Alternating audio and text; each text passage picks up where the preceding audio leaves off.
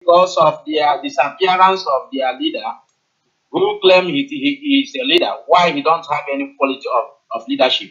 If I may ask, in Igbo land, anyone who disappear within 6 months and nowhere to be found have to be given a burial right, so that if they see it, they take. If they didn't see it, they take.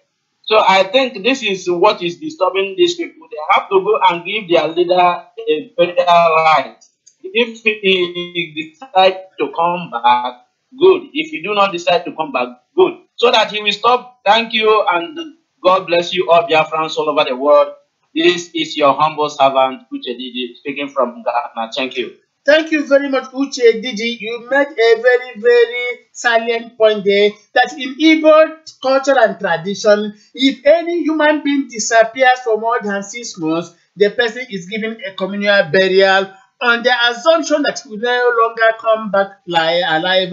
But if eventually he comes back alive, we say, oh, this man has resurrected from medieval slumber. So to these people who tried always to dent our image on Facebook, their leader can easily be declared dead because more than 6 months after his disappearance and is nowhere to be found, what evidence do they still have to tell us that he's still alive? After siphoning millions of their money due to frustration, misguidance, and nowhere to go, these idiots are coming to our own page to think of processing their own anger.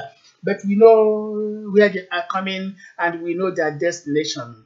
The bim-massob family was in existence before the springing up of their own mushroom, and the bim-massob family will continue to exist after their own disappearance from the surface of the earth. Already they have disappeared. Here in the city of Munich, Germany, from where we are broadcasting, their members are in disarray. They contact, they consult me, day in, day out. Where to go, what to do is their own principle, is their own motive, is their own question. They are not confused, but let me say, they cannot distract us from achieving Biafra. Biafra is coming. As we move on in this particular program, I will tell you other efforts we have made towards Biafra emergence. From there, let us move down to Lagos once again and introduce Ume Maslenius. Ume, welcome to the program. Oracle. Good evening, dear fans and lovers of Biafra. You are all welcome to tonight's broadcast. That each all of us be listening. Thank you. Thank you very much. One fellow is asking if you are man enough, come down to Biafra land. A month ago, I was in Biafra land. A month ago, I was everywhere in Biafra land, from Enugu to Oka, from Oka to Abakaliki, from Abakaliki to Umuahia to Owerri. I was everywhere visiting some members of the bim-massob family. From there, I moved on to some parts of West Africa, and this fabricated fool called the Ifeanyi Ume is asking if you are a man, come down to Biafra land. What a ridiculous expression. Does he want to place me on the same table where their cowardly leader was slaughtered on the altar of political exigency? No! Hello, We are something different. We have to move on. Let me give Echezna Udeze. Maybe he has to correct me. I take correction whenever it comes. Echezna Udeze. Please, thank you, my brother. Thank you so much. So far, so good.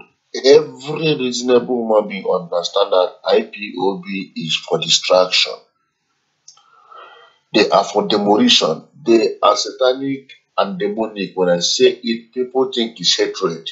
It's not hatred, but that is clear way to explain it. They are like Satan who disorganize people from their real vision and vision. That is their original mission. They believe in extracting people. Why they have no single plan, no direction, nothing, absolutely nothing. That making noise has been what they have been planted for. That's why Method, who is their leader now, cannot caution them or advise them publicly. This is what they have paid secret for, to distract every group that is serious about Biafra, to make sure they put them down. That has been their plans. The foundation of Radio Biafra and IPOB is old member go and new member come.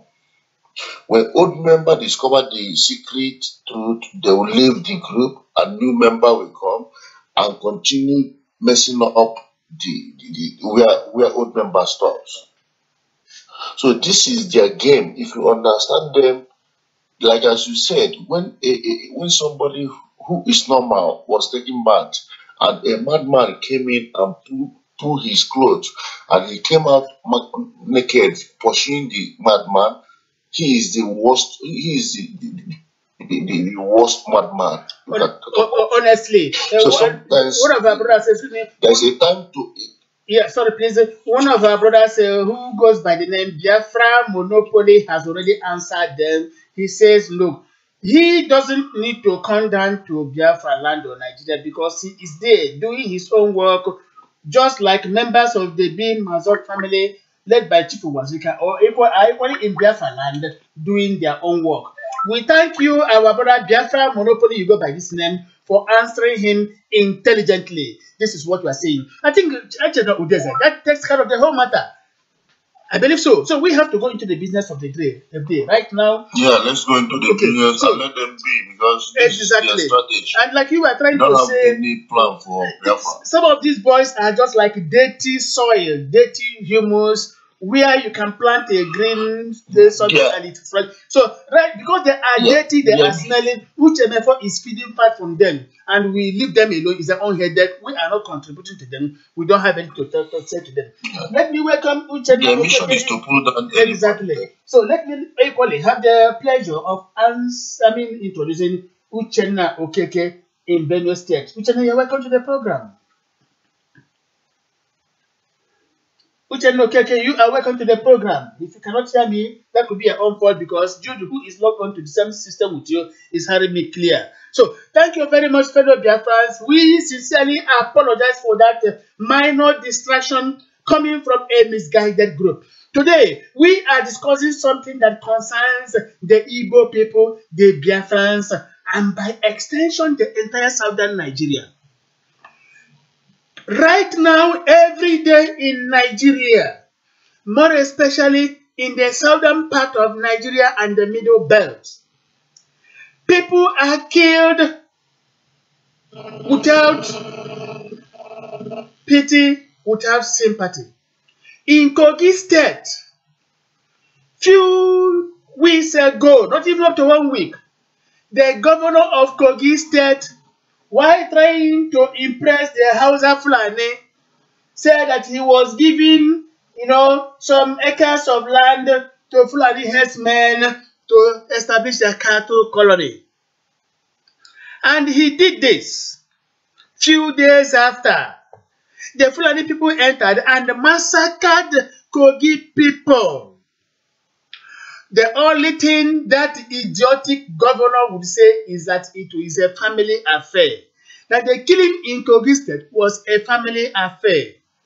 What an idiotic statement. Yeah, people were killed by the invading Fulani people, and you had a brazen effrontery to say it was a family affair. May it always remain a family affair. And we pray to divine providence above. Let there be more killings in Kogi State, provided it does not affect the Igbo-speaking part of Kogi people.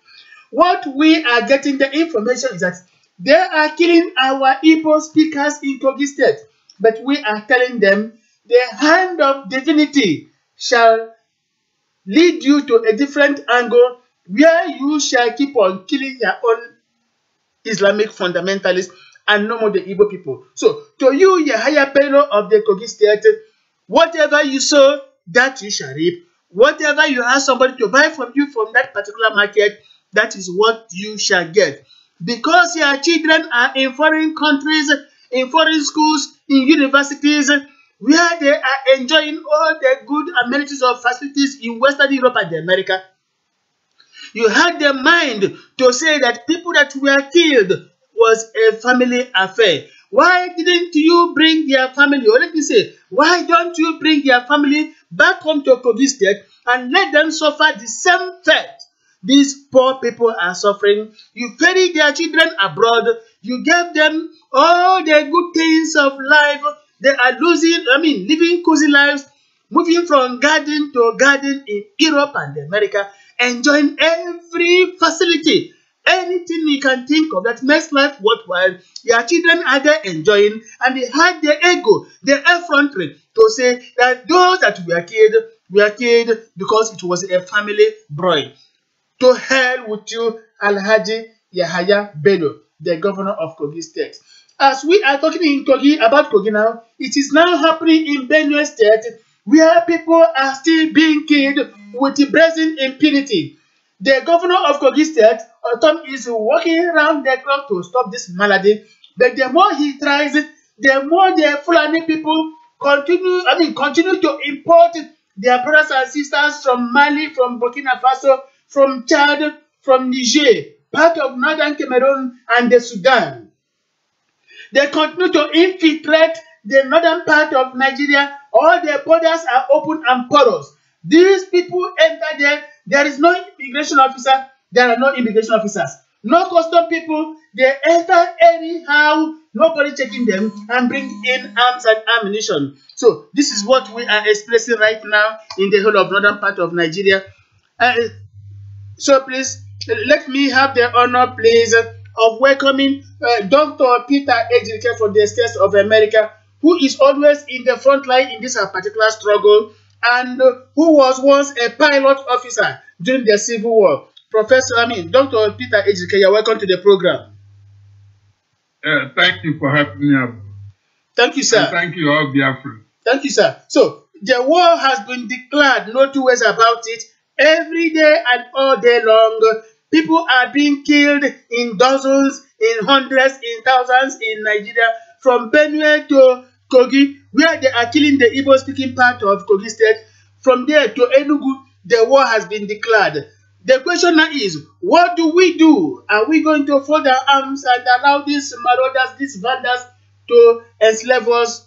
Or are we going to make sure we fight back? We have been discussing this particular issue for the past 3 weeks, but people continue to write to us to say, please keep on emphasizing this, because it's a matter that is on the table right now in Nigeria and nothing else. That if this malady does not stop, we are going to make sure that there will be no 2019, and in the consequence of 2019, there will be no more Nigeria. This is what we are here for today, sir. And you are welcome once again to the program. Thank you, moderator. Thank you, sir. Now, today it is a wake-up call from the Voice of Biafra International. It is a wake-up call not only to Biafrans, not only to Ojujuwa people, not only to Ijaw people, but the entire southern Nigeria, to put on the armor, like it is said in Shakespeare's Macbeth.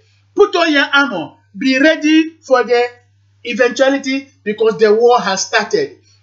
Those who keep on praying and praying, of course we have to pray to have more revelations.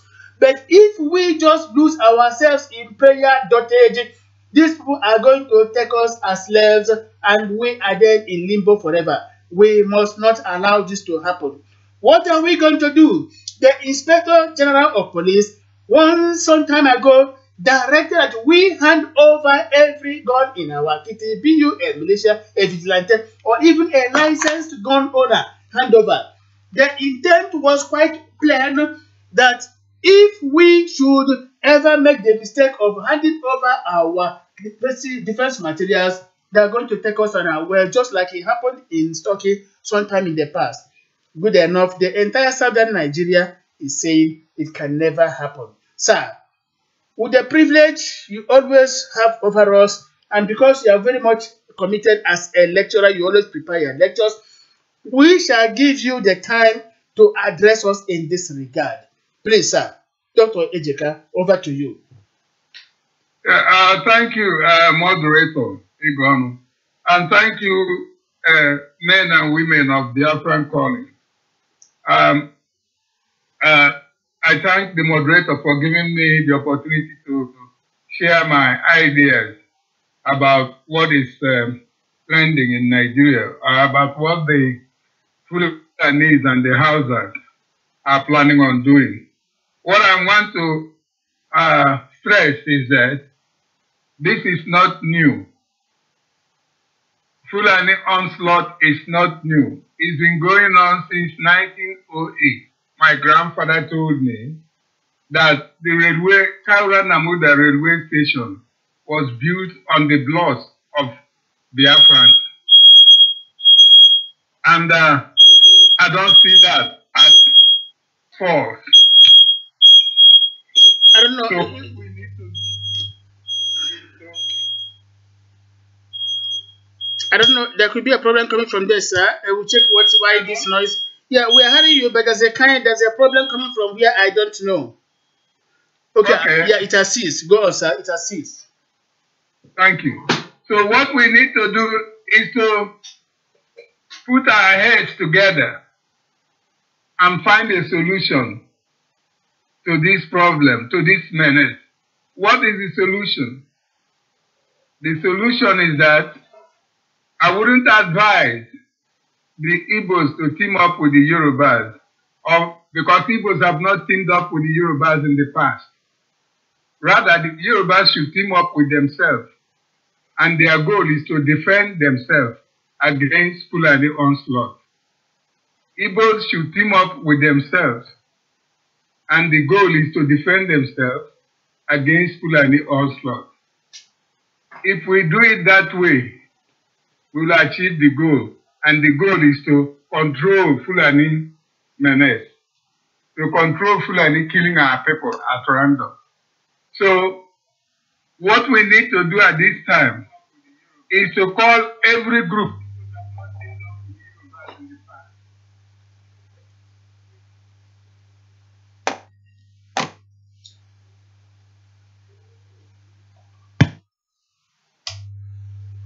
Sorry, sir, we cannot hear you clearly. Maybe there's a problem somewhere along the line. Hello, sir.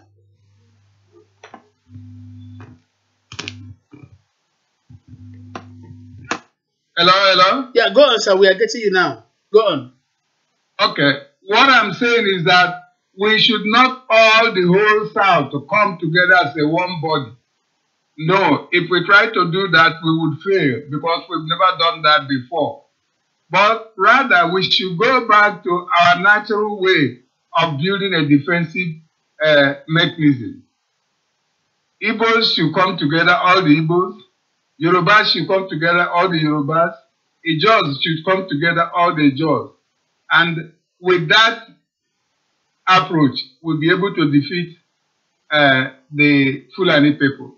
The reason why I advocate that approach is that go back to our history. We've never fought as a South before. Even when Nigeria was created, the Igbos weren't part of Nigeria. We weren't called, but because we weren't so knowledgeable about the Englishman's education, it was forced on us. Amalgamation of Nigeria was between Lagos and northern Nigeria. Igbos is not part of southern Nigeria then. Igbos was part of Biafra in the 13th century, 14th and 16th century. I have a letter from the mother of Mary Slessor, wrote Mary Slessor, her only daughter, and she had classified Calabar as Biafra. So we have been Biafra before the Englishman came to the coast of West Africa. So, and that is the way I would advise for us to address this problem. For instance, when they were killing Igbos in 1908, all the other ethnic groups in Nigeria weren't involved. It was only the Igbos that were involved. So if you Igbos should try to team up with Yorubas, it will fail because they have not done that in the past. Yes, exactly. So what I'm advising is for Igbos to come together and put their heads together and design a plan on how to handle number one thing. Yorubas suggested Igbo should poison. Hello? Yeah, go on, sir. We are with you. Hello? Go on, sir. We are with you. Igbo should Igbo and all the South should poison all the grassland, so that any cow or cattle that eats it will die. That is number one. They should poison all the grassland, so that any cow or cattle households bring there and then it eats the grass, it will just pass away. It will just go to sleep. So that is the number two approach. But we coming over the news media discussing it, then the House has already know our plan. It's something that we have to discuss at home and keep it secret amongst the men, not amongst the women, amongst this problem will be solved. As for the judge, it's no problem. If House has got for instance, if the judge supported Biafra, we fought, we would have won the Biafra war, because a judge are very vicious when they choose to be. A judge can defeat the whole Nigeria if they choose to go to war with Nigeria. Now, sir, excuse me, sir, let me cut in. It's quite obvious the war has started because of current happenings in Nigeria today. There is no given day we don't have hundreds of people being killed by these armed herdsmen assisted by the Nigerian government. Now, much as we cannot discuss our line of action here for security reasons, what advice do you have for Biafrans right now in this regard, as this the enemies approach? Thank you, Moderator Grono. The advice I have is that all the men should call a meeting. Men in Enugu call a meeting. Men in Aba call a meeting. Men in Umuahia, Okigwe, Oka, Ojoto call a meeting, and all the men get together and then review this problem and come up with a plan. For instance, if the Hausa people go to, let me say, Aba, go to Ngwa people already know what to do with them. And the Hausas already know how Ngwa people will deal with them. But Ngwa person cannot tell an Onitsha person how to deal with this problem. This is what I'm saying. Let us utilize our greatness, the areas in which we are great. Now, sir, yesterday, sir, I was discussing with a true Biafran lady, and the advice she gave is this: that much as we are not yet in full-blown military confrontation, that for now, why not we reinvent Bakassi boys? That Bakassi boys will be the answer to this Fulani herdsmen menace. Do you agree with her? Do you agree with her? No, I don't agree.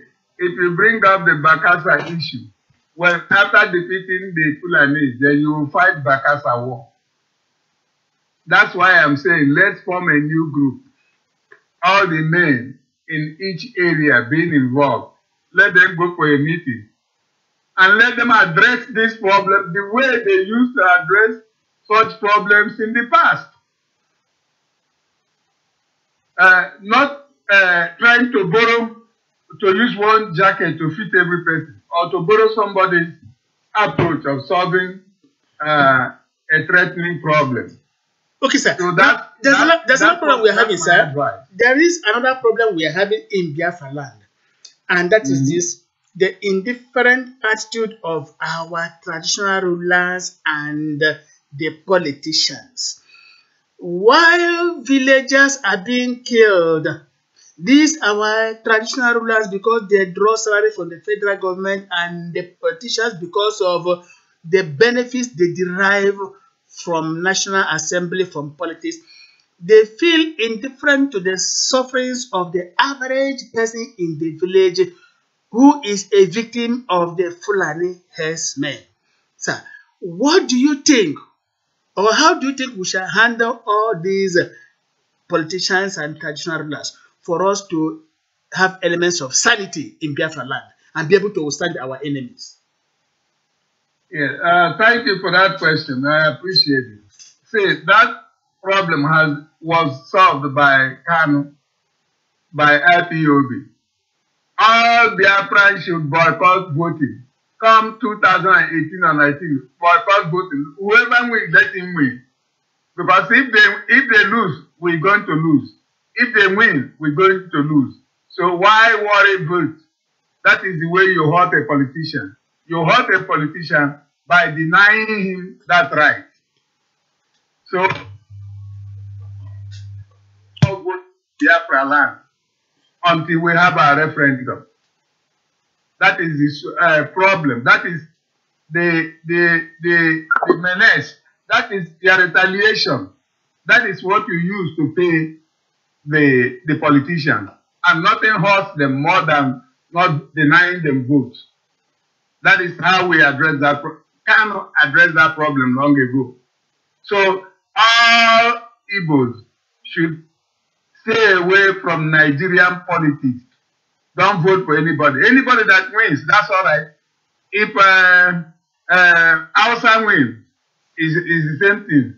If the governor of Abia, if person wins, is the same thing. If Obiano wins, is the same thing. It's the same thing as Fulani winning. Yeah, exactly, sir. So what you're saying now is absolutely correct. Reason is this: of the 100% voters registered so far carried out, 70% is bent on the north, while 30% in the south. Now, that particular 30% is reserved for their cronies in the south, the governors, all these politicians, just to bring them back to power to continue to enslave our people.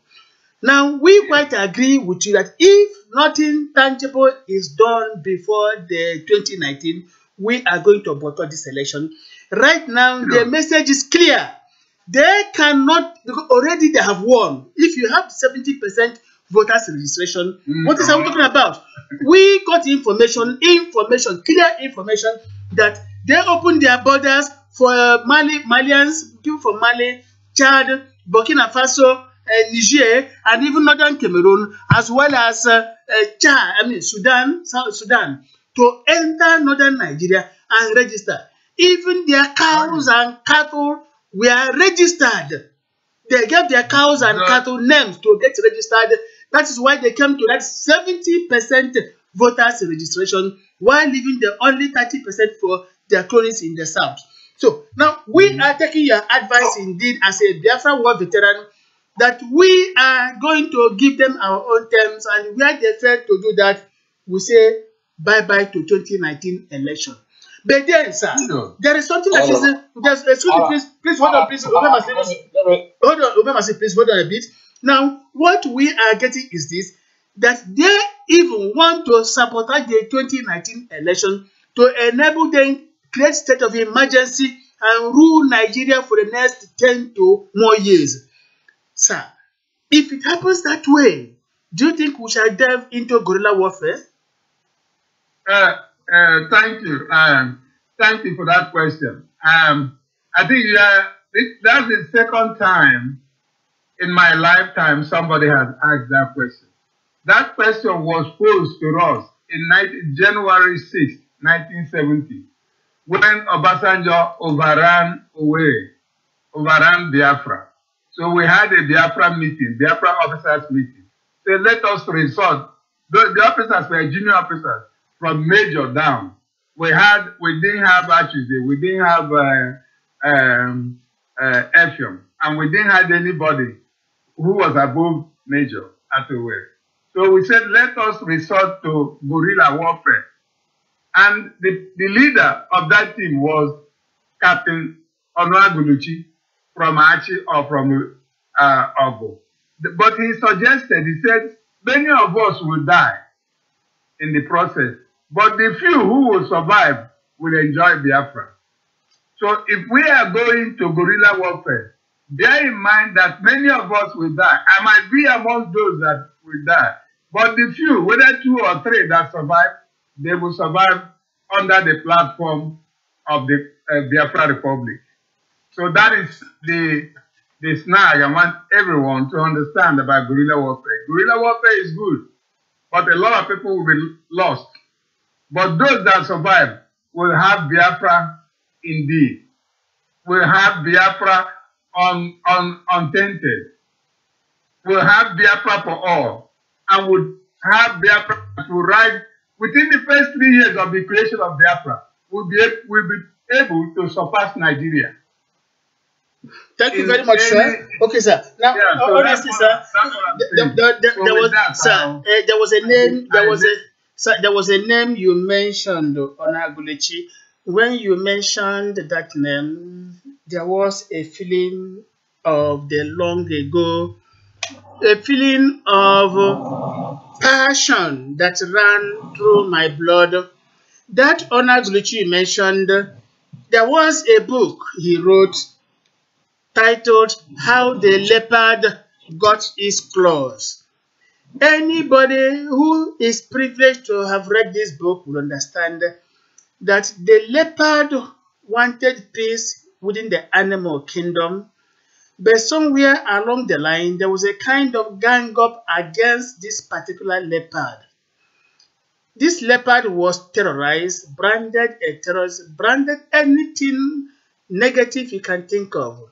Frustration drives this leopard out of the animal society.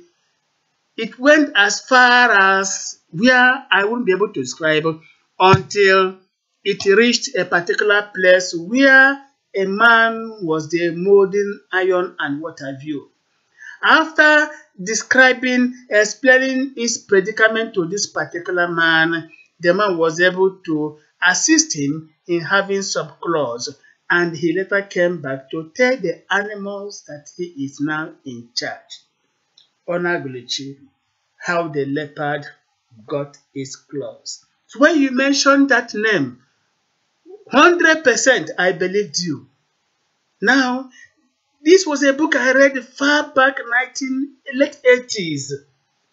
Now I begin to appreciate what this man wrote. You know, you might read a book, you wouldn't understand, but somewhere, sometime, somebody will say something relating to that, and you begin to appreciate what you read in the past without understanding. I now understand the true meaning, the theme, the subject matter of this particular book, How the Leopard Got His Claws.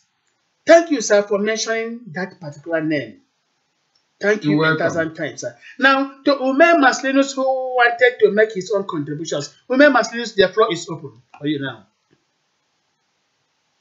Yeah, thank you, Oracle. What I wanted to say, and what I'm saying now is concerning what the doctor said about our people boycotting the election to that even if we vote, it is answer that is there. If we didn't vote, it's answer that is there.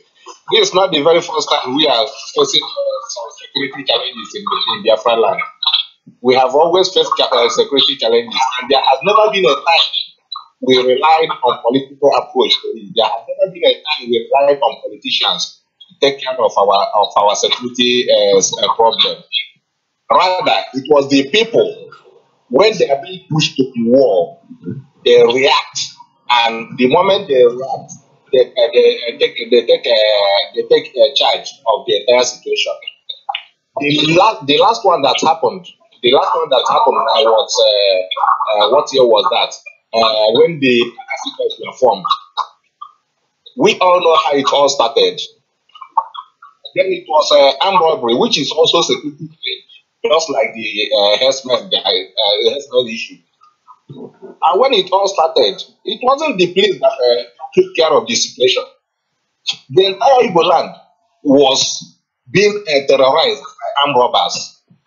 But when the market men discovered that they are no longer safe and they have been pushed because even if any of your customers escape the robbers of the way and come to your shop to buy with whatever money they were able to hide from the robbers will then come to your shop and make sure they collect money from you.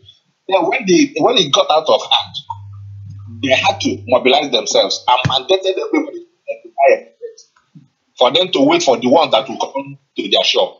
And the moment they came, they started from those ones, and from there they decided to meet them in all their various hideouts. It all started from Then from there, every other community is Anambra State had to. That was when, because these politicians, what they will always wait for is for these people to start. When the masses start and take action, then you will see them come up to give their little backup. Okay. So I don't believe boycotting an election will help us to get what we are to secure ourselves. No. Now, please, excuse me, Massi, let me cut in there. I'm sorry, I'm not taking words from your lips. You still have the chance to talk to us. Now, why we mentioned this election boycott is that so far, information we gathered is that of the 100% PVC registration so far, the North is boasting of 70% already that have won the election. Now, the remaining 30% was reserved for their cronies in Biafra land in Oduduwa Republic, as well as Ijaw Nation.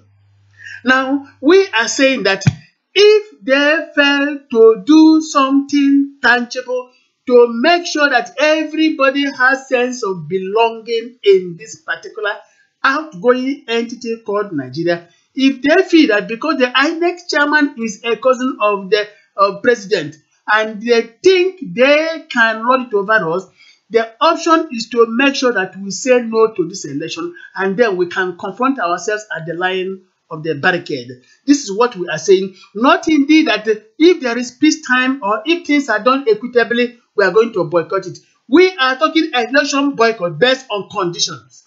This is what we are saying. Over to you again, Umema Slenus. Thank you. Even at that oracle, campaigning for boycott of election is not a would help. No, we are not campaigning for that. We are not campaigning for that right now, please.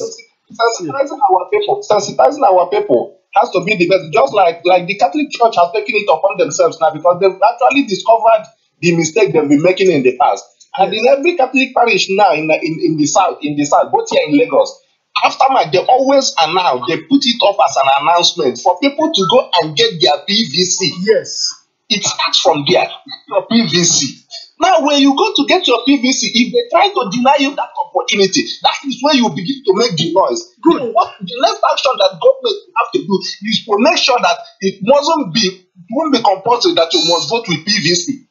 Yes. When you don't have PVC, you can actually vote, because relying on that PVC, that was what they have been doing. Good. When we rely on that PVC, they use it to disenfranchise many of us. Okay, hold on, please. Because they won't like to eat. Hold on a bit. Remember, now, just hold on, please. Don't be offended. Hold on, please.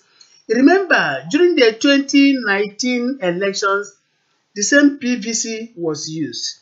Why the PVC was functioning effectively enough, even in Borno, the Boko Haram ridden zone, it was not functioning in the south. Even Jonathan, the president's own state, won. Now, so there could be a possibility of sabotaging our own PVC. When you put your fingerprint, it will not read. In the course of trying to normalize the situation, it is all over. And then the own is functioning, where even the cattle will vote and it will function. Don't you think that then we have to be on guard to begin to prepare for the rainy day? Remember, Slenus. Now, those cattle and those undertakings that we are fruiting, they didn't have PVC.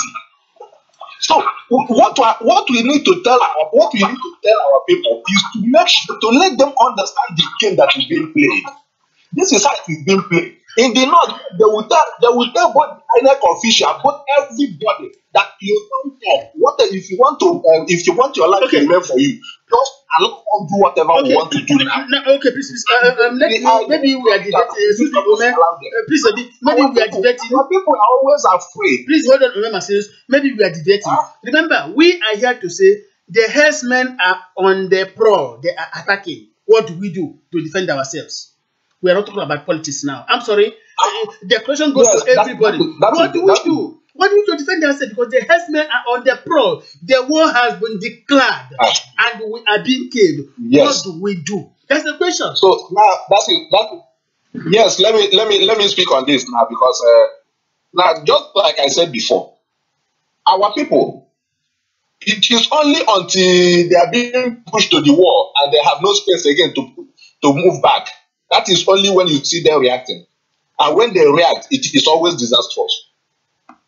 Now, the way, if you are talking it now, everybody would mind his or her business, going to their shop, going to their various businesses or sign. But by the time it hits everybody and they see that there's no more space to shift back again, then you see everybody will now take up, bring up idea, and they will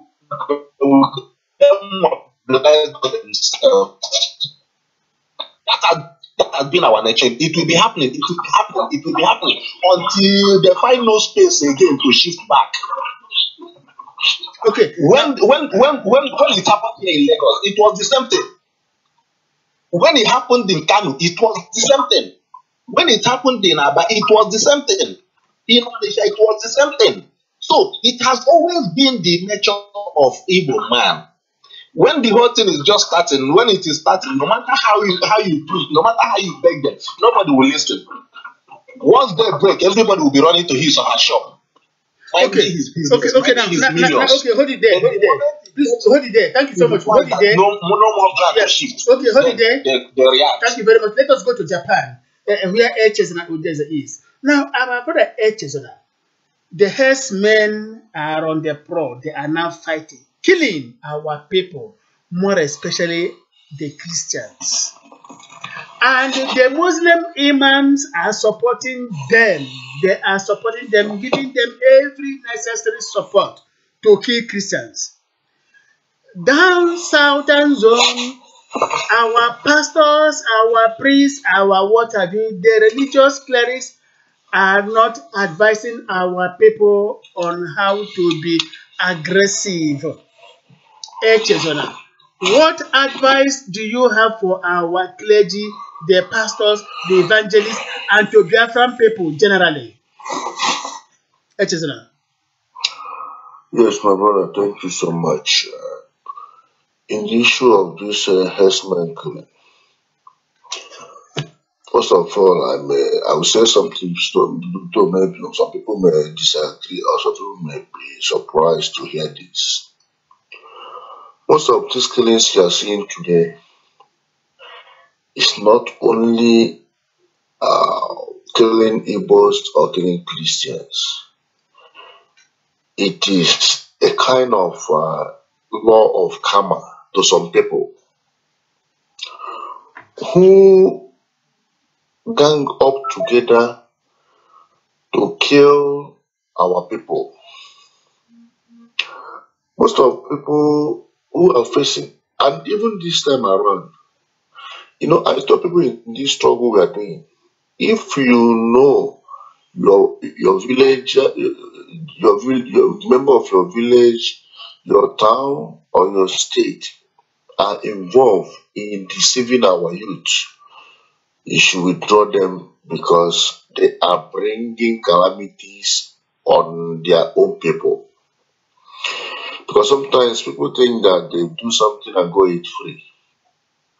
Sometimes there are also people who are lucky, who are facing the same problem. But let me put it this way, because whatever happens, however it is, we must think of defending ourselves. First of all, this is general issue.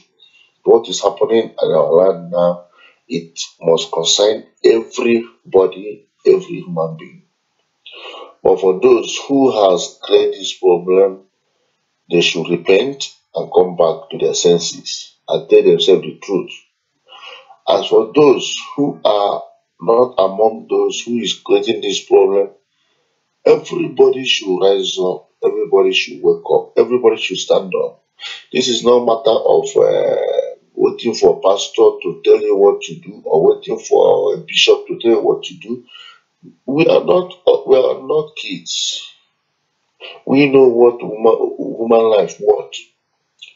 When the abnormal or bad people strike your compound, you don't need to wait for government or wait for anybody to come. You have to start doing something. It may not be other big, it may not be other small, but you have to stand up on your own. Like as I said earlier, as I said some time ago, In every family, we have machete, up to 3, 4, 5 machetes. That machete is for house use and also to defend ourselves. So it is time for people to come together and think of how do we deal with these people. Everybody. It's no matter of politicians, because the so-called politicians, everybody is afraid. Like Igbo people used to say, I want a the politicians may be afraid also, they don't know what to say and it will become a problem. The same thing with the pastors. The masses are the one that should stand up and say this is enough. When the masses speak, the government always listen or take action. But a pastor is an individual. A governor is an individual. It is on our hands to stand up and say no to it. Like as remember Marcinus, who the last speaker said, it is when people gather themselves together for something. For example, I've said it and I'm repeating it again. When we are in Attitude Water, the Yoruba area boys are disturbing us, fighting us, taking away our goods, until we decide the autopass call meeting and until the masses started giving hard tackle to the issue, and disturb the autopass. We have a meeting that every shop must have at least 2 machetes or 3 obejiri. If you have 2 servants, you give them 2 and have your own as the master, make it 3. Sorry. So that's how we started, and till today, that nonsense stopped. So if everybody should not stand up together to fight this war, and again, because if you want to cut a tree, if you want to put down a tree never to grow again, you must first of all start from the root. Start from the root.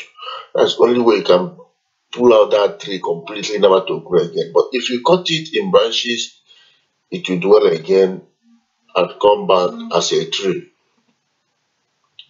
As we are fighting this war against herdsmen, against our enemy, we should warn our brothers who are using radio to create more problems. Talking, insulting and attacking and threatening is no way of defending ourselves. We can defend ourselves with mouth. They have seen it that it has gone beyond mouth noise making. This is time for now to go to radio and discuss how to defend ourselves physically. This is not a matter of contributing for a defense fund or training army with mouth without doing anything. This is time we must map out strategy and plan on how to defend ourselves, not to talking every day. The talk is enough. Because when you talk too much, your enemy will understand that you are empty and they will start using you as rat. They will start treating you less than ant. Okay, thank you. Hold it there, please. Thank you very much. Please, thank you very much, our brother Chesina from Japan. Thank you very much. Now, there is a question I will ask Jude Chijoke in Lagos. Jude Chijoke, you heard when Dr. Peter Ejirika was addressing us right away from the States of America. He said unambiguously that we should beware of the Yoruba people. We wouldn't like to work with them because they can betray us somewhere along the line. Jude Chijoke, you stay in Lagos. Do you agree with Dr. Peter Ejirika that we shouldn't work with the Yoruba people in this our struggle for self-actualization? Yes, thank you very much, Ikena, my brother. Well, from the question you just asked, I believe the question is so direct that about it will actually need a lot of explanations because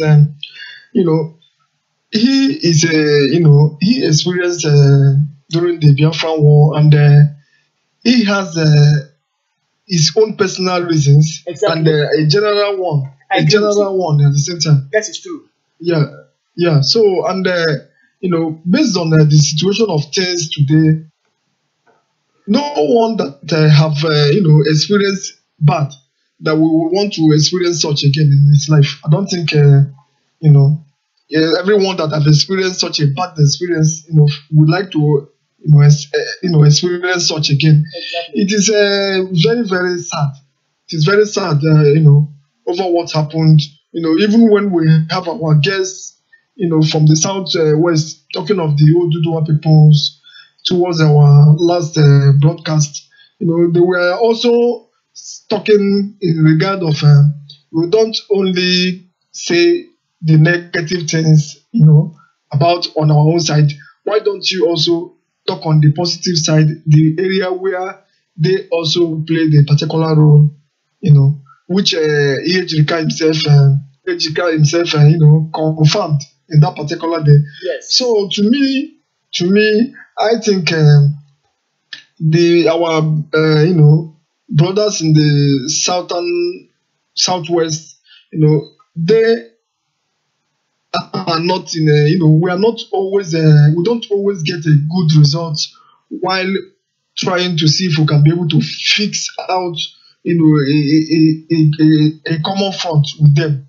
I must say that we have always have our little differences, but not actually a big difference. We have always have our little differences due to a particular fact that in the government of Nigeria presently, it is very, very clear that our own side are completely being pushed out of the government, but they are just like they are standing, using one leg to stand in Nigeria, using the other leg to stand there, is talking of their own freedom. So such a people, you can't really say this is where they stand, this is where they are standing. So to me, I will not like to to say use my own opinion to crowd every other person's personal opinion.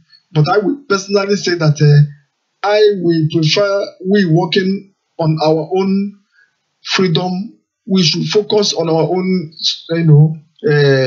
freedom. But whenever it comes in terms of anything that has to do with the Southerners, because it is that is where it affects all Southerners. I think that is where I will say that yes, we can actually come together and work with them. But when you talk in terms of our own total freedom, we started it on our own, and we are going to pursue it on our own to the conclusive end. I So I think that is my own. I quite agree with you, Chichoke. You argued objectively. I quite agree with you. We have to pursue our own Biafra independence, on our own. But when it comes to a kind of a general southern interest, we can then say, okay, let us discuss with the Yorubas because they have their own problem to solve. I 100% agree with you because you argued objectively. Now, let us go to Port Harcourt, where Valentine we got is. Valentine, do you think the Ijaw people are trending in line with our Biafra struggle? Thank you, moderator. If we look at how the struggle is going, you will know that the people from the Niger Delta region, they are not mostly out the way we, the Igbos, are out. Though some of them who understand what we are talking about are up. Like when you are talking of Massob, the leader of Massob worldwide is from Rivers State. He is a native of, he's from Rivers State. And we have so many other people that are members that are also from Rivers State that are in the struggle. We also have some Ijaw people that are also in the struggle. But coming to the forefront of the struggle, the way we are, they are not that strong. But they also love what is happening. Like somebody like Asari Dokubo is there. He always comes out when there is something, when you talk about Biafra, when there is protest and what have you. You will see him at the forefront, fronting Ijaw people, representing the Ijaw people, and so many others like that. So I can say that they are not all that 100% in that guide, but When you are talking about breaking out from Nigeria, they are interested in that. When you are talking about leaving this country, what we are passing through in Nigeria, they feel the same thing we feel. They also pass through the same thing, even they pass through more than we do. But the only problem is that they don't stand strong like the Igbos. They don't come out maybe to say, yes, we are fronting it, or we are doing this, or we are doing that. No. But in the area of maybe the resources, the militancy, and the rest of it, I can say that, yes, they are in that area, maybe to fight for a kind of resource control or taking what belongs to them. So that is how I see them. Thank you very much. One thing I have to state before I continue is this. When you see innocent person or persons who has not committed any crime against you except disagreeing with you ideologically, and you begin to invoke causes, thunder, and what have you against that person, what you have to understand is that every human individual reaps what he or she sowed. That is clear. For some time now, we refuse to tolerating our brothers in IPOB London Limited into our program and also on our Facebook pages. But somewhere along the line, they say blood is thicker than water, and we give them access to be expressing their views, their opinions on our pages. And now we are discussing something that pertains they and us, Biafrans generally, how we are going to defend ourselves against Fulani attack. We are not talking discriminatorily. No, we are talking generally concerning Biafran people, they inclusive. And some of them are saying, those of you talking there, turn their fire their parents, this and that. Let me tell you, when you begin to invoke thunder on an innocent person or persons, it will definitely go back to you, the sender. Over the days, over the weeks, over the months, very many members of the IPOB London Limited have been suffering one form of ailment or the other. There is a calamity in their midst. There is untimely death in their midst. There is incurable sicknesses in their midst. There is untold hardship in their midst. They keep on dying like a chicken during the rainy season. Day in, day out, their incurable, abounding sufferings continue to dominate the social media. The more they cause innocent people, the more their causes return to them 1,000 times, and they continue to suffer untold hardship. Why can't these misguided idiots reason at times? Why can't these fabricated fools at times behave like human beings? Why can't these canonized oafs at times put on some elements of humanity? Why can't they dissociate themselves from the regular characteristics of undomesticated animals? Instead, day in, day out, the abounding madness continues to grow unchecked. Are we going to refer them to the psychiatry for them to put on somehow elements of humanity? I am not a prophet of doom. I don't like causing any human being, because once I pronounce, it comes to pass. And for those of them who are always causing innocent Biafrans who are struggling for our freedom, let me make it abundantly clear from the words of the divine sphere where I come from. If you continue to insult fellow Biafrans who are fighting a war of survival, even for your own interest, I bet you lamentation shall never cease from your household. Eternal sufferings and tears shall never depart from your own very family. That particular thing which you wish your own fellow Igbo, your own fellow Biafra, shall be your own abounding gift, both now and forever. You die like chicken every day, yet you don't learn a lesson. I am tempted to do this because I am monitoring the central dashboard where we have thousands of Biafrans logged on to this program, but some selected idiots that we have no future to celebrate are here causing people who are finding a way to their abounding sufferings. May the infinite Jehovah banish your own entire family and never to return. I don't regret saying this. I'm not used to cursing, but having pronounced it, sickness, let me say leprosy, shall be your abounding gift. Fellow Biafrans who are listening to me, bear with me. I had to give back to those idiots who are insulting our contributors this evening. They don't have the monopoly of dirty words. Let us give back to them. And as they continue to insult us, untimely death shall never cease in their midst. Let us welcome Sonny.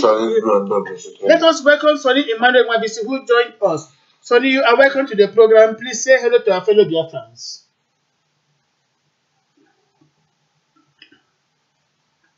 Sonny, I know you are there. Thank you, my brother. Yeah, thank you, my brother. We can. Okay. Hello, my fellow Biafrans. Yeah, go on, please.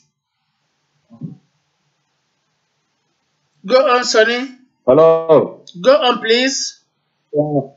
Yeah, thank you, my brothers and the good listeners of this very program. I want to say once again, you're welcome and God bless each and every one of us as we proceed. Thank you. Thank you very much. Now, Sonny, what we are discussing this evening is aware that the herdsmen Boko Haram, assisted by Nigerian government, is already on the prowl everywhere in Biafra land, waiting for final order to start killing our people as they are doing in Kogi and Benue. If that happens, how do you think we shall defend ourselves? Mind you, we are not here to reveal our secrets, but at least give a kind of veiled advice to our people on what to do. But don't reveal our secrets, please. Talk to Biafrans. Thank you, my brother Ikenna. First and foremost, I will start with, I want to let people know that the reason why we started the Biafran agitation is because of this very killing. If you look far back ago, you remember the massacres of Igbos in 1966 in the north. So it is because of all this killing every day resulted in this very struggle for us to be free. And the only thing that can stop this killing is same but Biafra. And it's only Biafra can stop the killing because of what? The people you are dealing with, they don't value you. They don't want you to be in existence. If not that the God Almighty is on our side, they will have wiped us out of the surface of the earth. So I want to say that they were all doing this thing to make sure that you are no longer in existence. Just leave every other things, maybe the relationship or whatever. It is not so deep in their mind because they have a devilish agenda in themselves. So that's why they can't stop the killing. And we know that the only way we can stop the killing is by joining hand and actualize Biafra. And the only way when all these things is coming out is by being together. Being together is not by because the problem we're having today in the Igbo land is because we are not having one mind and we are not having one voice.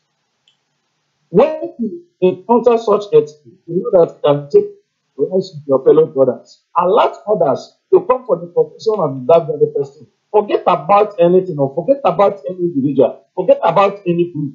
But seek the help of your brother first. It is so important. Because of what happened in them, when I heard the story of what happened to them, I was so flabbergasted. So, is that we always protect, we always be our brother's keeper. And this has been a people's word until he died. Give your brother any year, no matter what. On the process, you owe your brother the bad condition, the critical condition that affects you. Try to protect the life of that your brother first. That is the way forward. So the only way we can survive all these things is that we always have a true communication when there is any difficulty. Then we can now defend ourselves. Because we cannot always run away out of our land because of them. No. We know that they will not stop the killing, but that the end we do with unity and understanding and we can be able to overcome some of the attacks. Yeah. So thank you. That's my contribution. Thank you very much, our brother Sonny. We really appreciate your contribution. Now, it is quite obvious that everybody understands the menace constituted by these Fulani herdsmen, the Boko Haram, and the Nigerian government against the very people they tend to govern. But then we must not, I repeat, we must not fold our arms while these people continue to point at us, threatening us with fire and brimstone. We must do something to safeguard the very life we live, and we must do something to protect our land. Nobody can stop us. We are here to say we must defend ourselves, but not to say how we are going to defend ourselves. That is very, very obvious. These people are out to disturb our peace. They are out to kill us. They are out to Islamize us. But we must never accept that madness. Let me make it abundantly clear. Biafrans are not here to threaten anybody. We are not here to sound aggressive. We are rather here to say we are not levying war against anybody.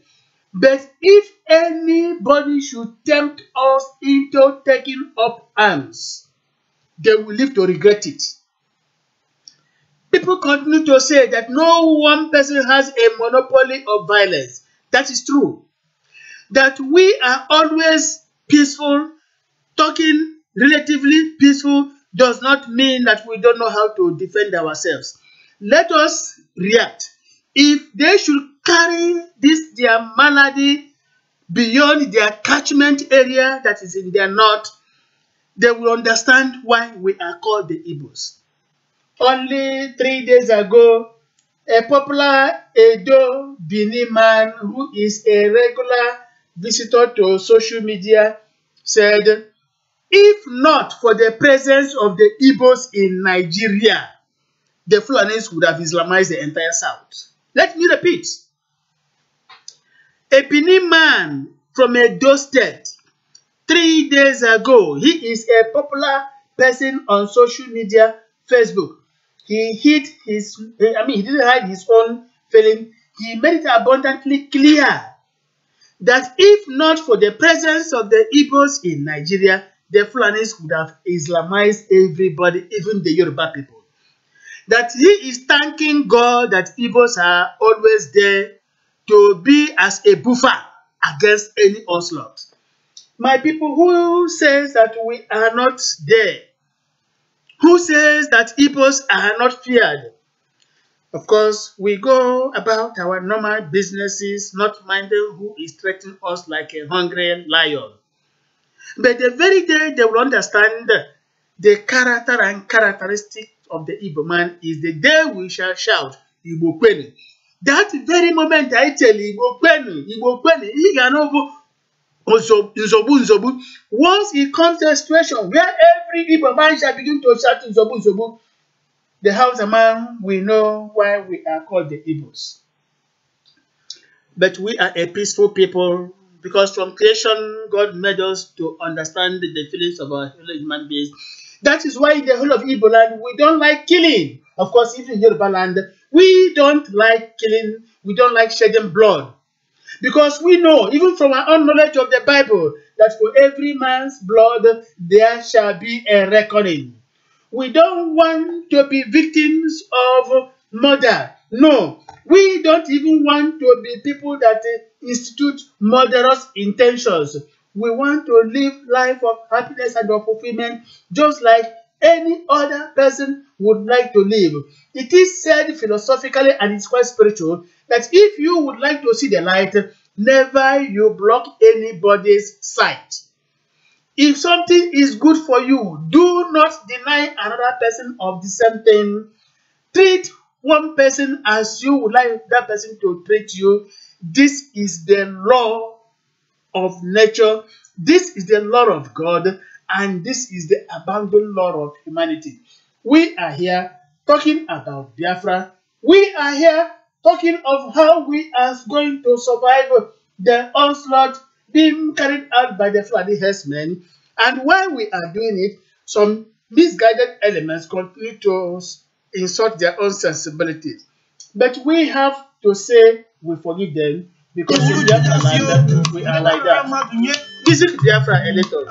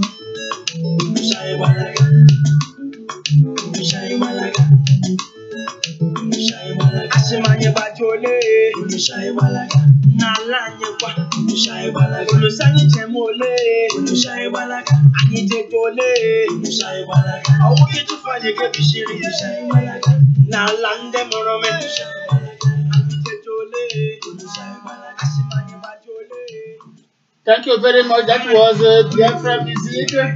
You know, we are always here to enjoy it because it gives us elements of satisfaction at any given moment. We are discussing what do we do to defend ourselves? What must we do to make sure that we are not taken unawares? Biafrans, if you are sleeping, sleep with one eye closed, one eye open. Leave one eye to sleep at night time, the other one to sleep at daytime. We must be eternally vigilant because we keep on saying eternal vigilance is the pride of perfection. Do not sleep. Let every member of your family not sleep because the enemies are there. But I bet you, we are going to emerge victorious. Remember, we are called the overcomers, and we must indeed overcome our enemies. What they are doing is fighting in vain, and in vain they must go down to their graves in pieces. This is what we are saying. Now, because we wouldn't like to disturb our brother Echezna, who is sleeping right now in Japan. Echezna, let me give you just one last question, please. In this crisis that is looming, Echezna, if you are still awake with us, how do you think, what advice do you have for our people about coming together to fight common enemy? More especially, as some of these misguided, frustrated non-entities of the IPOB Limited are disturbing our peace. What advice do you have for them and for the entire Biafrans as this war looms? No, thank you so much. The issue of IPOB is getting out of hands, and every reasonable human being who is actually thinking of having a freedom, you understand that belonging to an IPOB or being IPOB simply means a new bondage. It simply means a new modern bondage where they think that they are fighting for freedom, but without knowing that they are going deep into more new bondages. But looking at these people, first of all, you understand that we have lost millions of our youth that call themselves IPOB. But the seed of hatred Yeah, please, excuse me, please. There are some people who are touching one thing or there are some objects, please. If you are hooked onto this program, stop touching any object because doing so creates a lot of distractions or noise here. Please, bear with us. Yeah, go on. So you do understand that they have lost. It is another, in fact, the case is a different case. The case should be a new freedom fighting that we have to fight to deliver them first. We fight for their deliverance. Because you got to understand that they don't know what is freedom fighting and don't even know where to start and where to end. All they told them that they are fighting for freedom, they should go to Facebook and insult anybody who is not their group member, attack anybody who is not their group member. So that's their vision. And this one comes from does not know that they have been initiated to an occult where they could not be fighting back again. But my advice to the people, the real people, there are people I call IPOB. The new IPOB I described. I describe them as innocent people of Biafra. Innocent people of Biafra mean people who need Biafra, people who love freedom, but they know nothing about Biafra, they know nothing about freedom. And when you tell them that they are ready to learn, they are ready to listen, and to understand. That is people like what innocent people of Biafra. The problem is not being a Muslim member or being a BDM member or being an IPOB member. Their own is to be a member of Biafra family who will restore Biafra for all of us to enjoy it. They are not praising and worshiping any leader in the name of fighting for freedom. They stand neutral. All they want is to support anything called Biafra struggle from any angle. My advice to these people is to keep their life, control their life, and make sure nobody deceive them to death. Nobody mislead them, nobody misguide them. That at the end of the day, Biafra will come and they will be part of it. They will be part of people that will enjoy the Biafra that we will restore. We have, if fighting ourselves will give us Biafra, I think they would have, IPOB would have restored Biafra long ago. Okay. Now, so let's take that way, please. And before I go to the next speaker, please, I will crave the indulgence of our members who are hooked on through Facebook Messenger to check their various background and stop touching some of the noisy objects there because these things distract us a lot and people write in to complain. Now, let me go to Sunday Oti, who is joining us in the last few minutes. Sunday Oti, first and foremost, you are welcome to the program. Hello, Sunday Oti. Please, gentlemen, check what you are doing at your background. The noise is coming too much. People are listening to our program and they are only hearing the noise. Sunday Oti, are you there with us? No, Sunday Oti is not there. Okay, now let me go to, I don't know if Uchenna Okeke has been able to get through to us. No, Uchenna is not there. Now, let me say by way of, just a second, because we are running short of time already. Now, let me still go back to Lagos and ask Ume Maslinos. What advice do you have to these our misguided brothers who are always abusing their people, forgetting that the enemy is at hand and we need to work together as a family? Ume Maslinos. All right, thank you, Oracle. what I have for them is nothing but advice, just as usual, as we normally do, because I haven't realized that they were misled, and the level of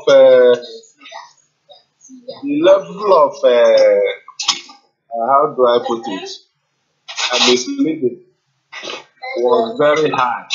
That is what you get when somebody 100% in ecology. When somebody believes 100%, believes on a human being more than he ought to have believed God.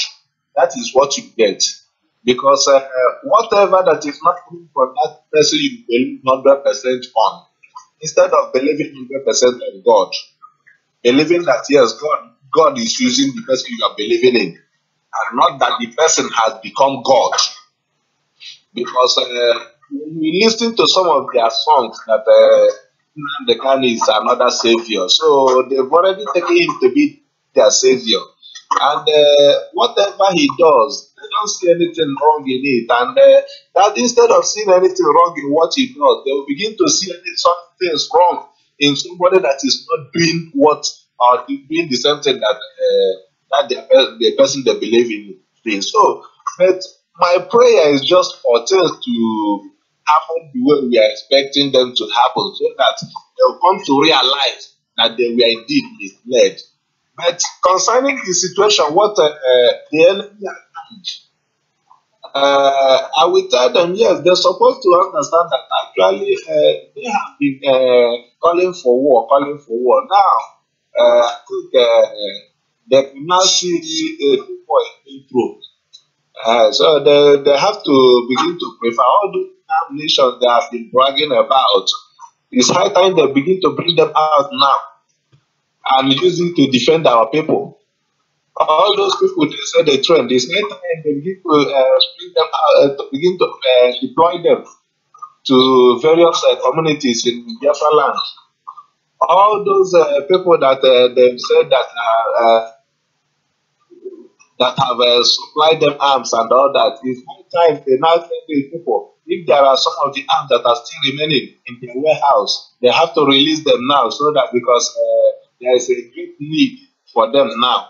So, but whereby even this is even high time they're supposed to ask their leaders, where are those arms? We now need them to defend our people, because that war they have been calling for, and they are through their radio and all the utterances. The war is now at hand, so that they need to arm themselves and begin to defend their people. Otherwise, if they can't do anything right now, it's better they keep their mouth shut. Because you can't be calling for war, and when war comes, you begin to look for who to hide at his or her back. So, if they can't ask their leaders question now, and the ultimate question they're supposed to ask them is, now that Fulani men are carrying AK-47, or now that the jihadists, I think that's the better word for them, now that the jihadists are carrying AK-47 up and down, where are our own AK-47 that you people told us we have acquired? Bring them out now, so that we arm ourselves and match these people force by force. And whereby they fail to release those arms to you, whereby they fail to give you any positive answer to that question, then I think a sensible somebody has to from there know that they have always been, that they have been misleading you. But if you can't answer such questions, there's no way they will come to realize, they will realize how they have been misled. So what I'll have to tell them is not about insulting people. It's not about insulting people, though I think we've come to realize that insult is just, I think since insult is in their DNA, because if it is not in their DNA, I see no reason why you begin to insult somebody that is even making plans on how to protect their own life. You begin to insult that person. I think any person that behaves this way, that insult is in the person's DNA. There's nothing you can do. about it. Because I am a mad person that will see somebody that wants to save his life and begin to insult that person. Supporting that person will say, okay, now I'm not, I don't care about you again. Suit yourself. What then becomes of you? I don't think there's much I have to say. I have to say concerning them because we've always been advising them, even one on one. We've always been advising them, trying to let them see the light. But they've always refused to see the light. And maybe if they refuse to listen to us and hear what we say. Maybe the language that they will hear maybe the sound of AK-47 that may come from the hands of the jihadists. That may be the advice that they hear and understand better. So if that would be the case, then ndeba is na Okalanti can afford no.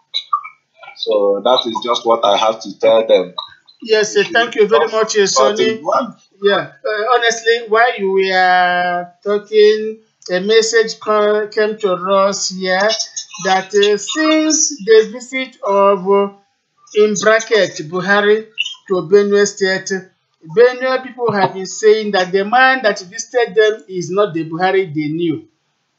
That indeed, the man in Asarok is not Buhari, but Jibril from Sudan. This is the message being sent in by some people now that Benue people are shouting since the visit of the president unquote anyway, that the man that visited them is not the Muhammad Buhari they used to know, but a stranger cloned to look like Muhammad Buhari, that Nigeria should be watchful that the man in Aso Rock is not Buhari. This is the message somebody sent in right now from Benue State, that they are saying the man that visited is not Buhari, and they have every reason to substantiate their claim. This is the message. Now, let us move on to Port Harcourt. Valentine Ugoji are still there with us. What advice do you have for these misguided elements who call themselves IPOB boys, who are unrepentant, especially now that we are facing a common enemy? What advice do you have for them? Valentine Ugoji. If Ugoji is not there, you can take over the question. Thank you, moderator. Okay. I have an advice for them. You know, I see it as an effect of brainwashing. When someone is brainwashed, the person will begin to act towards what the brainwasher told him to do. So when the man that brought them into the struggle started with insults and the accusations, false accusations, and the rest of it, they came in from Manchester United, from Chelsea, and from other clubs and jumped into the agitations. So they did not know the basis. They did not know why they came in. They just believed that Biafra will come today or tomorrow. And all they knew is that through insult, they can get Biafra. But at the long run, they found out that it is not the way. They became aggrieved. So because they are aggrieved, anybody they see, they insult the person. And they were meant to believe that they are the only people that can actualize Biafra. So any other group they see, they believe you are a saboteur, because that is what they were meant to believe. But the advice I have to them is to calm down. They need a mindset transformation. Their mindset need to be transformed. They need a renewal of mindset. So they need to be talked to. Like I used to do on a daily basis, I talk to them. I try to make them see reasons. I try to make them understand what we are doing. I try to make them understand why we do what we are doing. I try to make them understand where we are going. So let them not think it is maybe a roadside thing, or maybe it's something you come to the paper stand or come to Facebook and insult people. Tomorrow they give it to you. No, it is not that way. It's something you work towards it. It's something you do. It's a diplomatic move. We need diplomacy, not insults. So the advice I have is for them to do what? To calm down and follow this movement step by step. so that they will understand what we are into. Because what we are into is not child's play, it's a serious business. And serious business requires seriousness. So they must be serious in whatsoever they are doing. They should stop behaving like rascals. They should stop insulting anybody they see. They should stop, maybe like as we are broadcasting tonight, what they are supposed to do is to do what? Relax, listen to what we are saying before they react. But they react before they listen, which means they are misguided. They're supposed to have listened to us, hear what we have to say, know what we have to offer, then they react towards what they have, not towards what they are told beforehand. No, because they are acting according to what they were told beforehand, which are lies. Now they need to calm down, listen to what we are doing, and now know if what they were told before is the same thing as what they are seeing us do before they now do what? React. So most times I don't blame them. They needed Biafra truly, but they were misled. So they move according to the leading of the person that introduced the Biafra to them. Because the person does not know the road to the new Biafra. So it's just like someone that is traveling and you don't know where you are going to. Every bus stop is your bus stop. Anywhere you get to, you ask, have we gotten to the place? That is how it is. It's not someone that is running at 200 kilometers per hour in the wrong direction. That person will never get to his destination. The person only needs a U-turn. Turn back and follow the right direction to where you are going so that you can get to your destination. So that is the problem with them. And they need to rethink. They need to be transformed. They need to be reformed. They need reformation. They need to be taught. They need to be taught. Their brains need to be elevated. That is one thing I see there. So they need what? A transformation in them. A change, a turning around that will make them to key into the right track. For them to understand where we are going to. Then for them to key in and move on that right path with us. When we talk about Biafra, it consists everybody. All of us from the old Eastern region. So it is not a personal property. It belongs to all of us. So when another person is talking about it, you don't say, why must this person talk about it? It is only me that can talk about it. No. Any other person has the right to talk about it. That was why Chief said that he needs more fractions. He needs more what? Fractions. He started it, but he needs more fractions because he wants people to be talking about it all over. So when they talk about it all over, the people with the work will know that yes, these people really need it. But then they see it as if that no, it is only this man that has the right to talk about it. No other person has the right. Every other person is a saboteur. So that is the information they received, and they are working according to that information. But I am talking to them tonight. I'm trying to let them know that Biafra belongs to all of us. It does not belong to them alone. It belongs to everybody. People started it before they keyed in. So they have to work with everybody so that we will get to where we are going to. Thank you very much. Thank you very much, Valentine Ogoji from Port Harcourt. Ndị Igbo ibe m ndị Biafra, ihe gbasara IPOB, ọ nwere ka nga ị na-agwa onye isi okwu, ịgwachara onye isi okwu ya sị gị IC. Look at onye isi gbara osi ya sị ya gbara okwu ya sị IC. Kedu anya o jiri hụ ya IC? Just imagine that. So we have to understand them. Onye IPOB sị gị IC. Just egbule na ọ na-ahụ ụzọ physically. But then enwe ihe metere na mmụọ. People that exist but behave like robots is quite unfortunate. We sympathize with them and we pray for them because they were misled into taking some oath. Otherwise, most of these boys have the Biafra spirit in them. They have the Biafra spirit imbued in them. And they are looking for a way to get it manifested. That is true. But because they were deceived into taking some oath, they don't know how to extricate themselves from that. It's just like onye 419. Oh, wayo. He get the first 20,000 naira. Also, give water 10,000 hours. He get water. He just said, because now man kitty get a copy. Give you 10,000. He has no front. I can manage on your American with Haga sign. He would take 5,000. Get you 5,000. One rigi, netia, onion zuzu. Biga mana akoga gulawo. She got an office, yes, was get out with egg or again. He got a by he got who goat. Nonga staring at you. Onion zuzu. But back here, man, no why okay. This is what we are telling to our brothers in IPOB. Even though we have ideological or philosophical differences, stop insulting the sensibility of other group members because everybody cannot be an animal if you have chosen to be so. What we are discussing is that we need to work as a team for us to withstand the challenges of a common enemy. Chijoke, are you there? What advice do you have for our brothers who appear to be misguided despite their passion for Biafra? Chijoke in Lagos.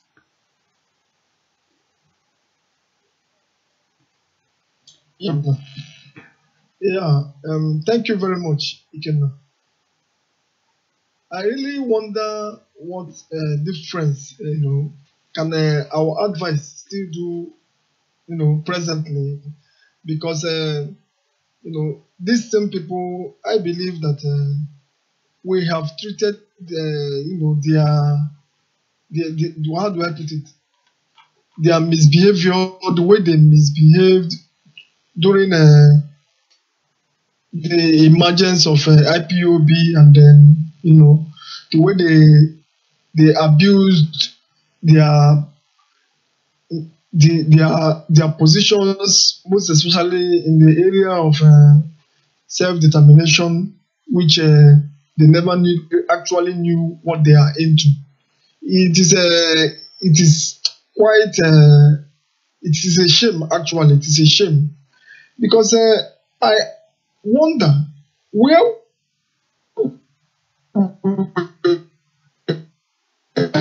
are they abusing people, thinking that they can, get Biafra overnight.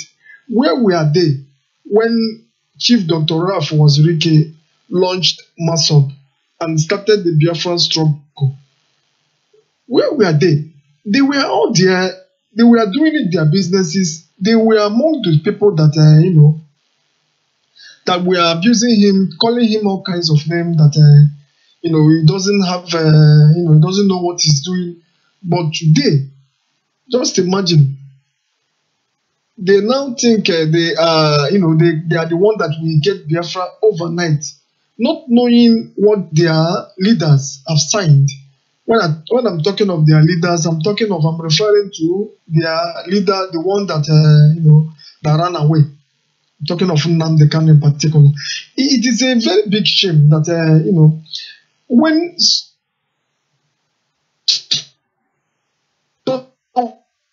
someone have realized, and the person still, decide to keep himself or in the dark. I think such a person.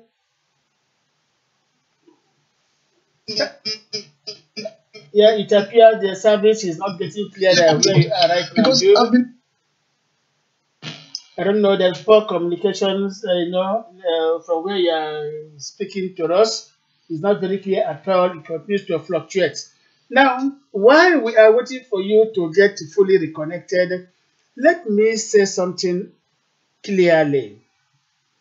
We don't intend to abuse or insult our IPOB brothers. Rather, we try to reply to them in the very words they use against innocent Biafrans. See, the problem appears to be inherent in them. Right now, we are hearing that their leaders are asking them to purchase a referendum form for 2,000 naira.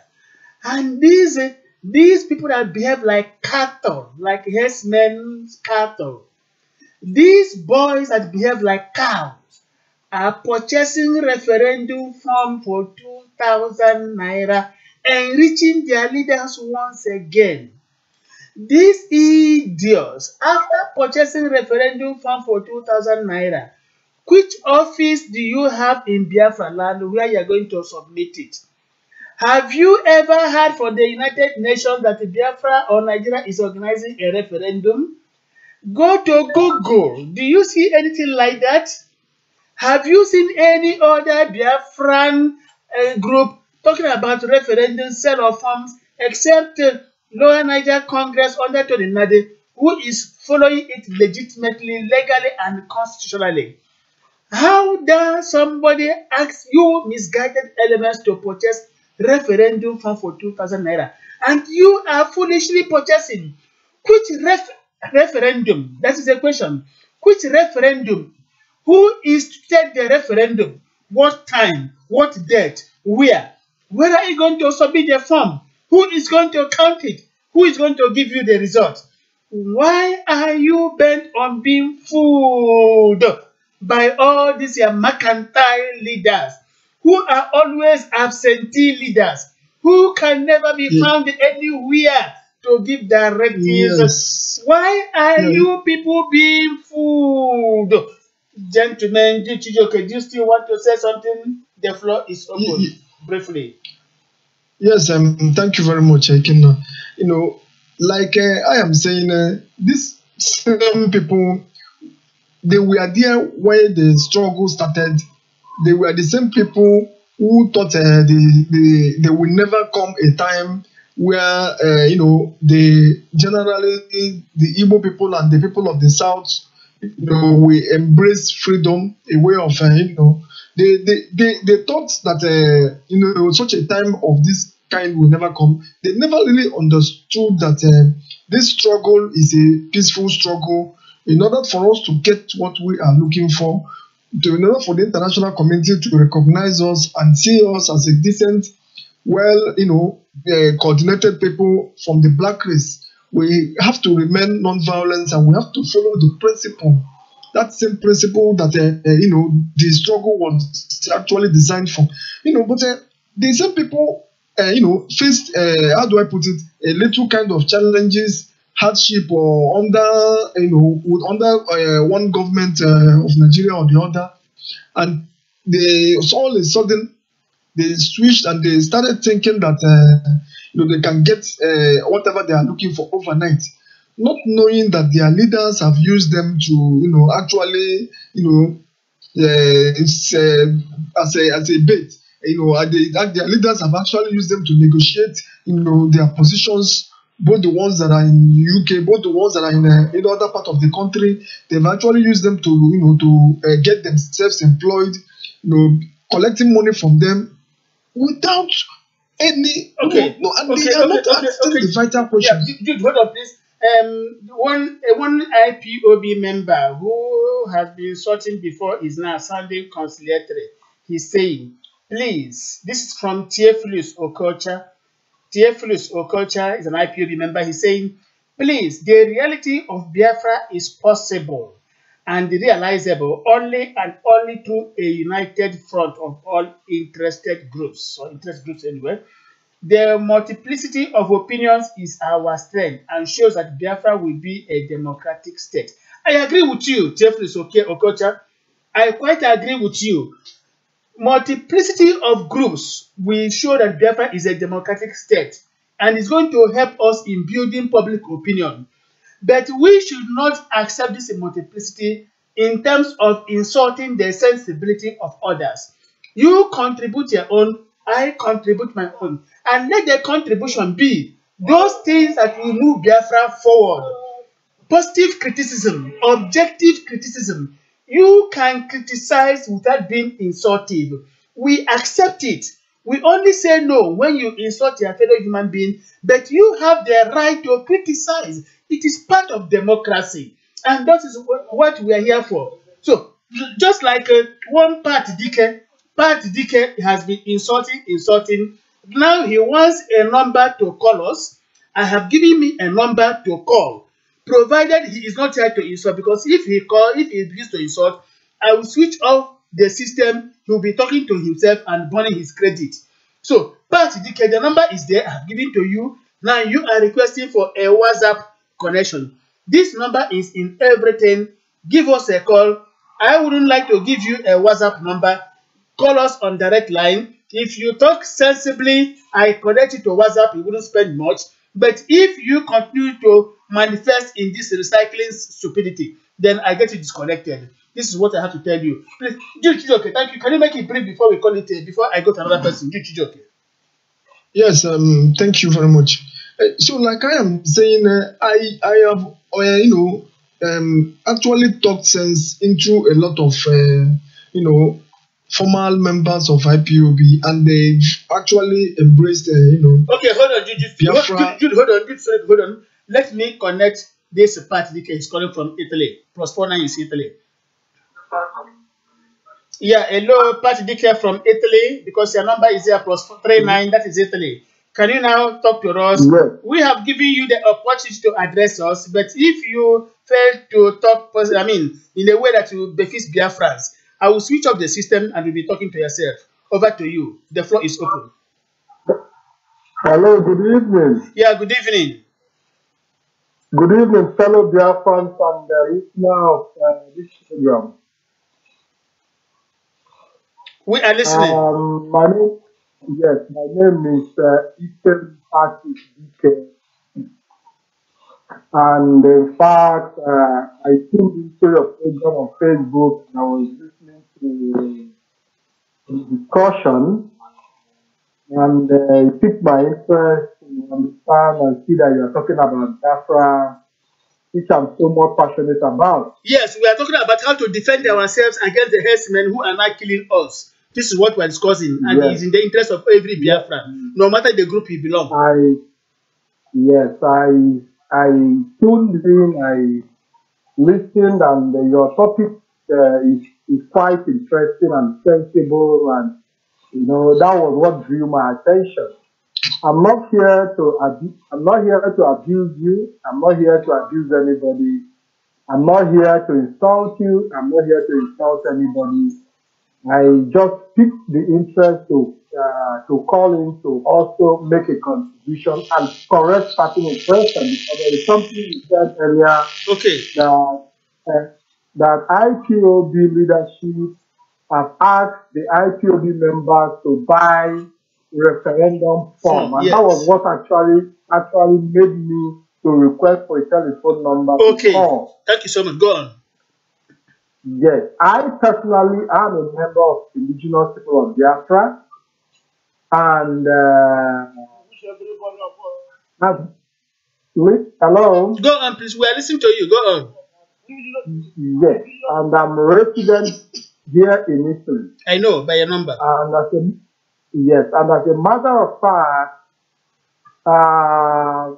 I listened to the discussion about how abusive the IPOB members are, and how they have been brainwashed and things like that. As a matter of fact, I understand your concern, and I understand the concern of every other person who is not a member of IPOB. The truth of the matter is, before now, there has been struggle for Biafra restoration. Before now, there have been people who have championed the struggle to the extent that before the emergence of IPOB. And when Nnamdi Kanu came in and formed IPOB, he was literally on the background until his arrest by Muhammadu Buhari, that actually made some of us to join IPOB, campaigning for his release and things like that. Before the emergence of Nnamdi Kanu, most of us had Biafra on our minds, but we never had the right motivation. We never had somebody who could motivate us to actually come into the struggle.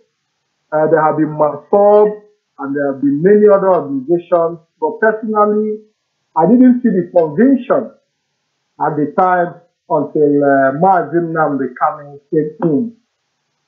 I will agree with you that IPOB have gone through a lot of phases, a lot of difficulties. In fact, it got to a point some major principal officers were suspended from IPOB as a result of their struggle to take over the leadership and monopolize the leadership of IPOB while Nnamdi Kanu was incarcerated.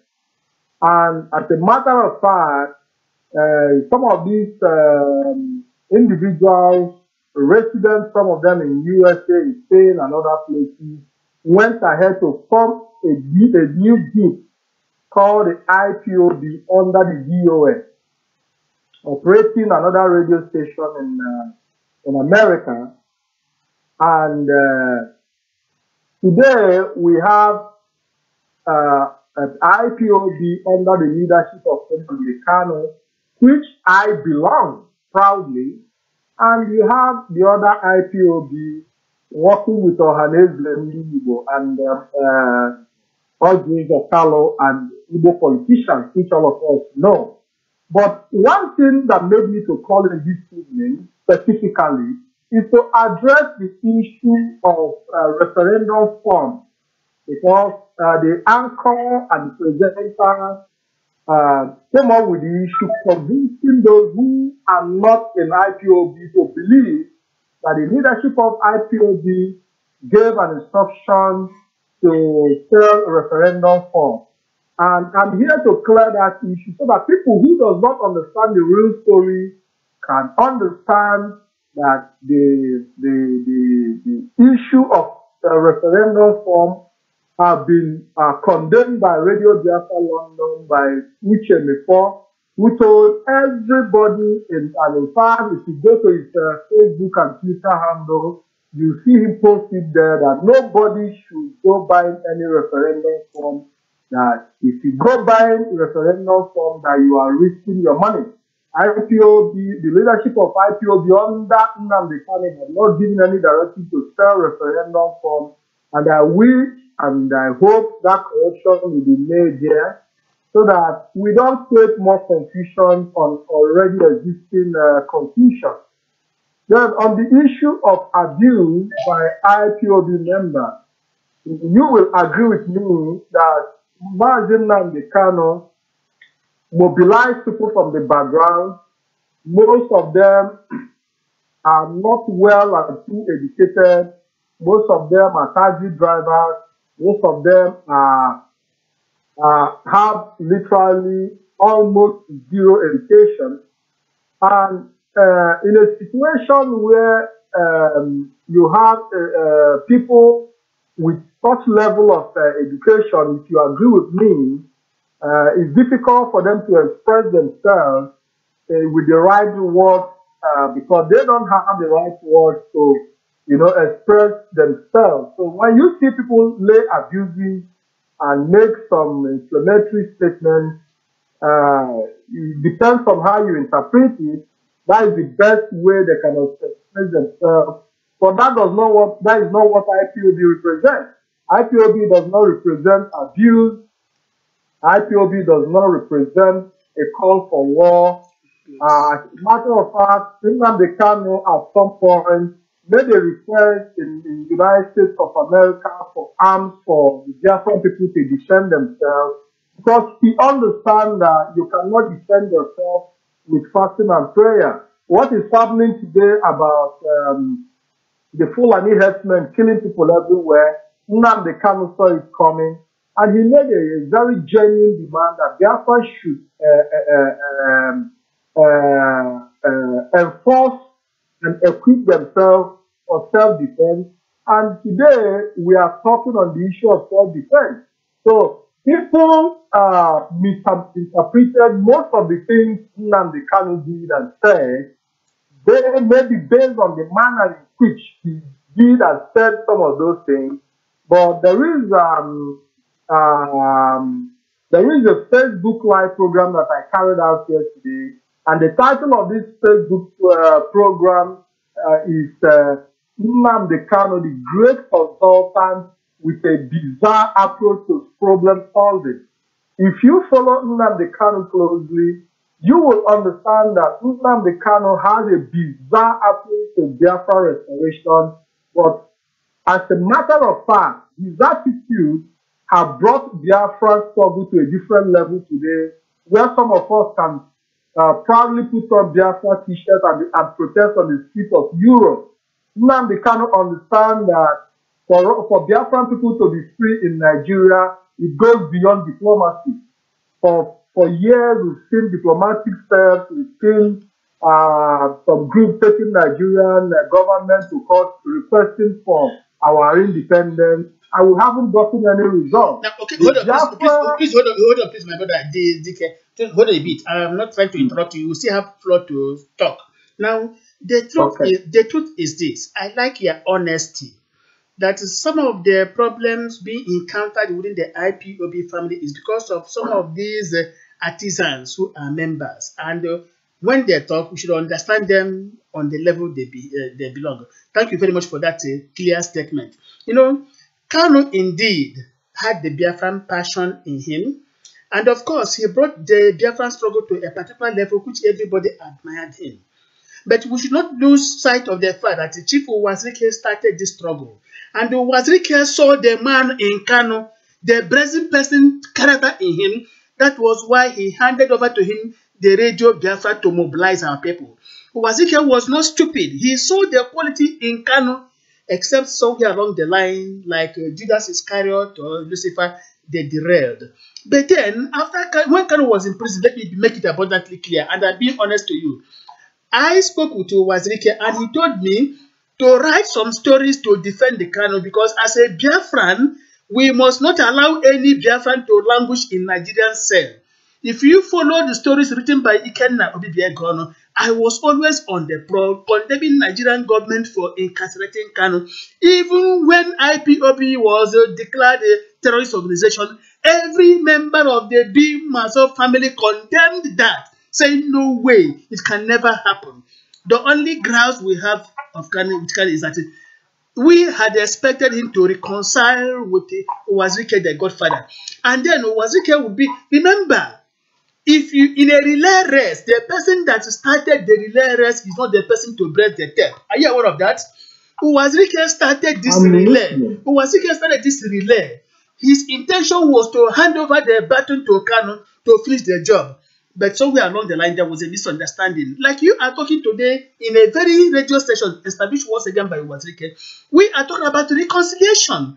If we can reconcile our differences, knowing full well that we have a common enemy in the person of the herdsman, in the person of the Boko Haram man, in the person of the Nigerian government controlled by the Fulani man, then no matter our family misunderstandings, we can stand firm as a member of the same entity and tell the Fulani herdsmen to hell with you. Don't forget that these people are penetrated because they believe that there is a dichotomy within the Biafran society. But the very day we shall come together to call a spade and say that whatever misunderstanding we are having is just a mere family affair, the Nigerian government will be afeared talking to Biafra, not to talk of penetrating within the Biafran hinterland. So, I would advise you also to take it on from there. Like you said before, of course, I read where Uchemefo said no, that referendum form is not for sale. Maybe some criminals are hijacking that to make money, just like in the days of Bakassi of old. The government had to set up a new Bakassi to discredit the original Bakassi. I am taking this from the point of view of propaganda, where some group of people must have now devised means to extort 2,000 naira from each particular individual in the name of filling a referendum form. Because the question is, if we have this referendum form filled, where are we going to submit them? This is a question. So I really appreciate your honesty in this regard, and I will still give you more time to talk to our people. Go on, please. The floor is open for you. Okay, thank you for the opportunity. As a matter of fact, I have heard the story of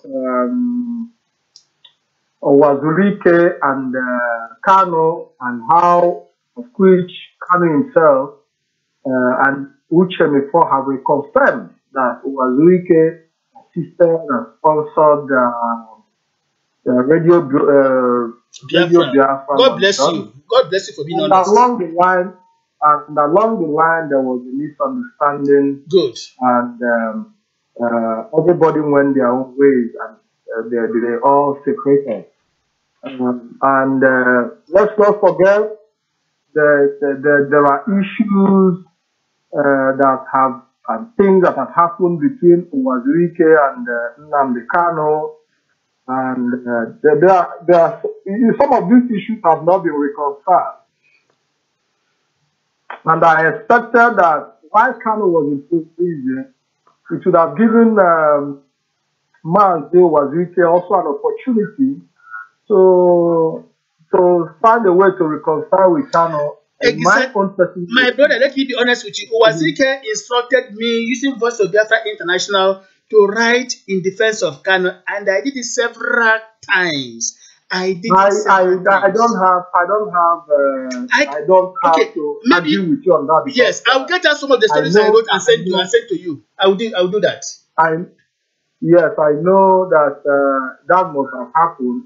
But at the point while Nnamdi Kanu was incarcerated, within myself deeply, if I had access to Mazi Owaziri, I would have called him to go and visit Kanu in prison. And that would have been a very noble move to show that, you know, he is there as an elder brother. And you know, the problem we are having, and we've always had, is the problem of trust. So when you see people act in different ways, we have issue of trust between Massob and IPOB. We've had issue of trust, you know, among ourselves. But the new leader of Massob, by the name of I can't remember his name. The young man, I've forgotten his name. He can't be a new leader of Massob, rather a faction of Massob. You mean Uchen Namado?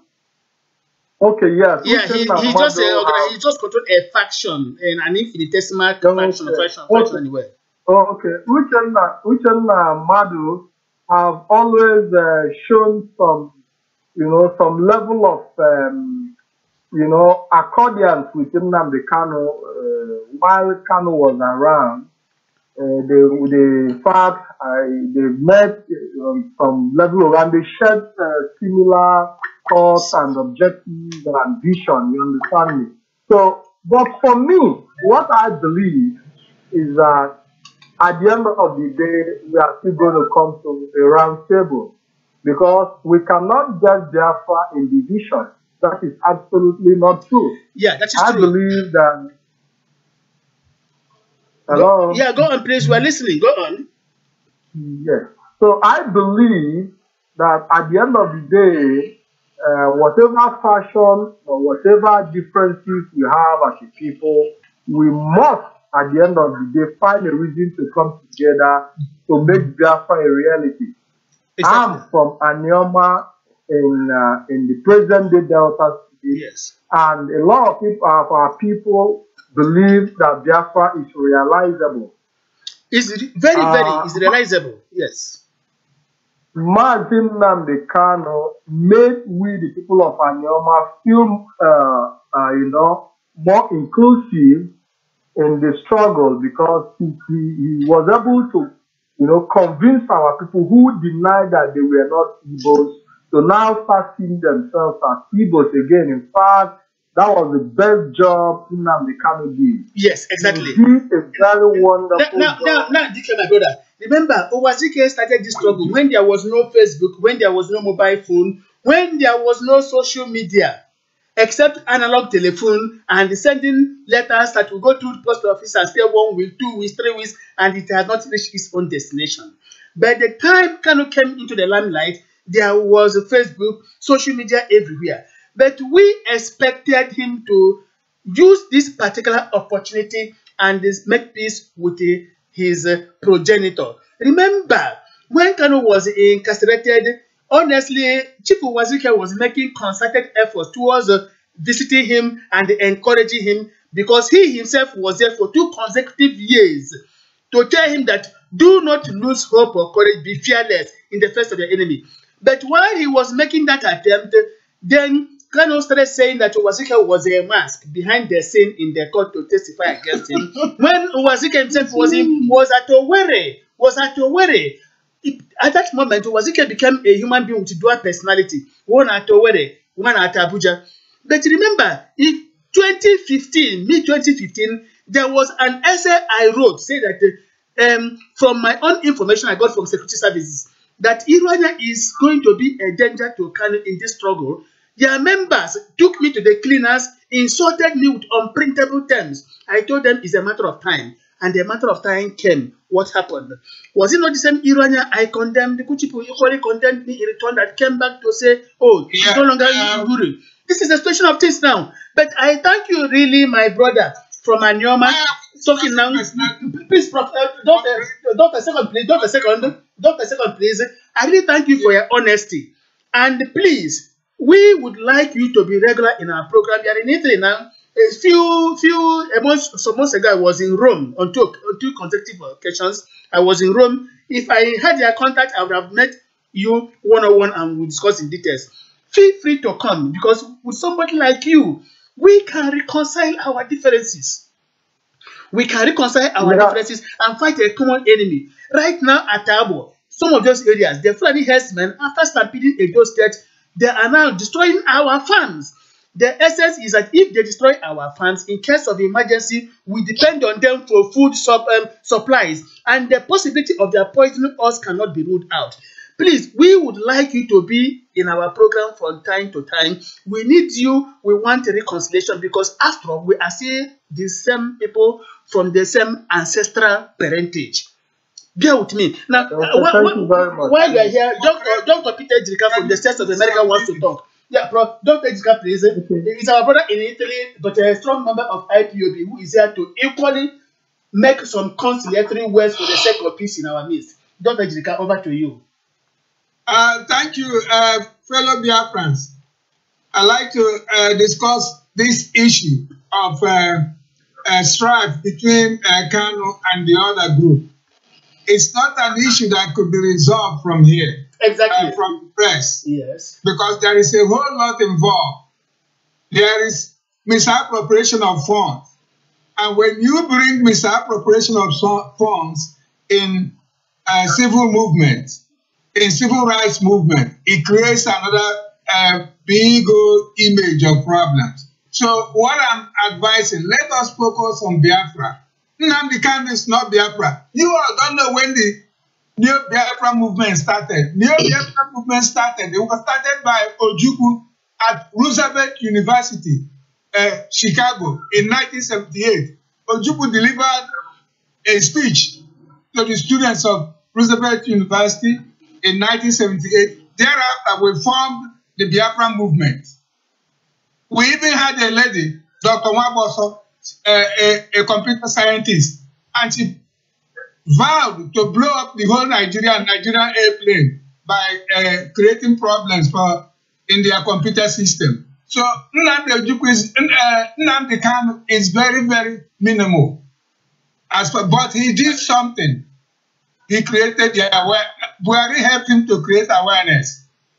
And that is the job he was asked to do. He was not asked to do any other thing.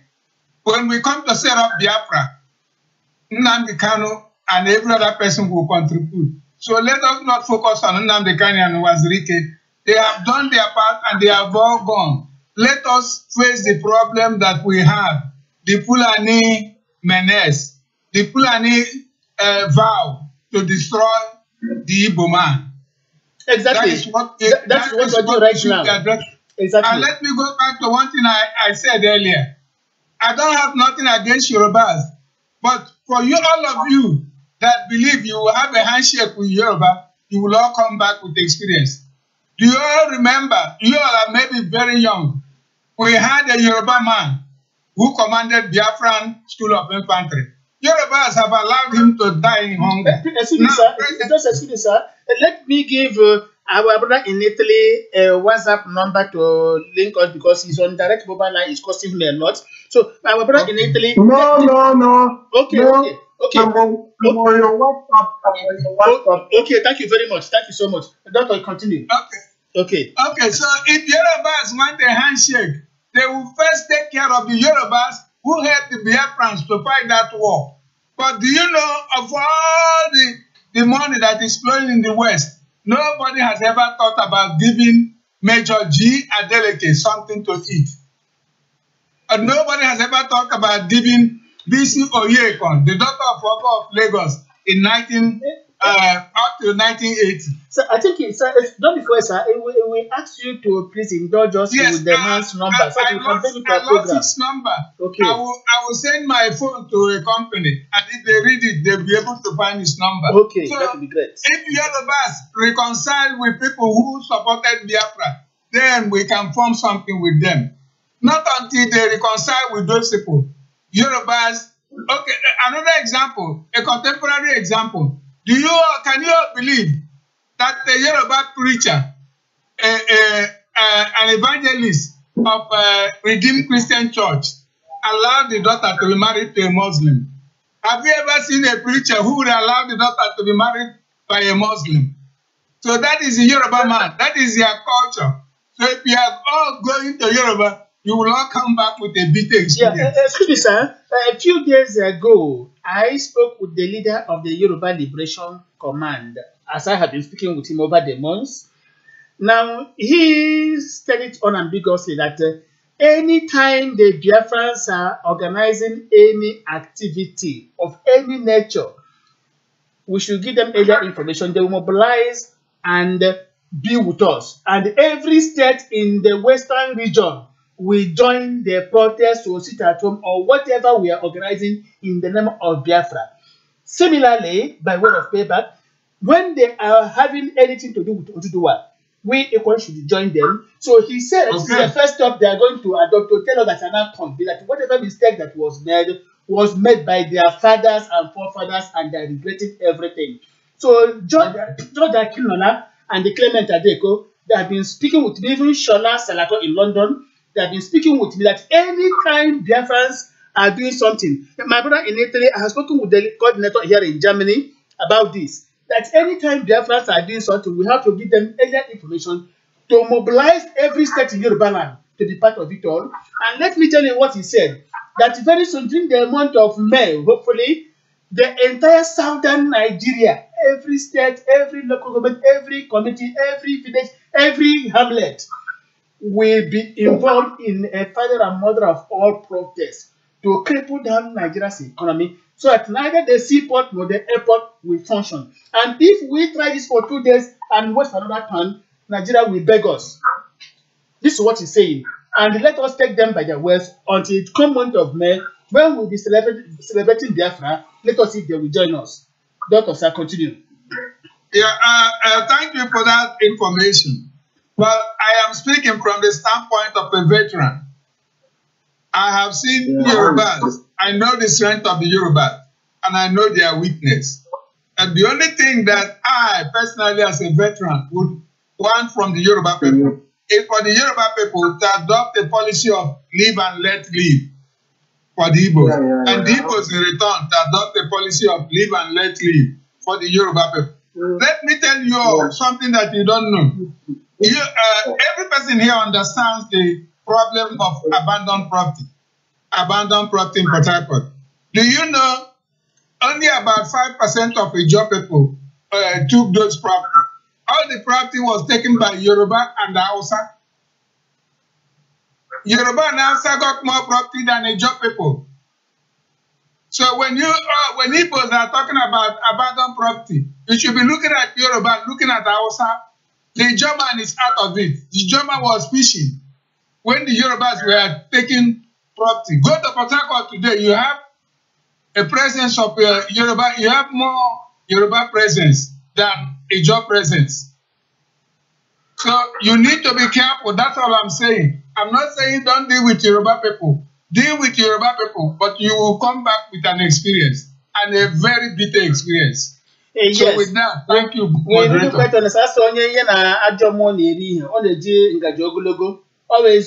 We have to use long spoon while trying to dine with them. We must be extra cautious.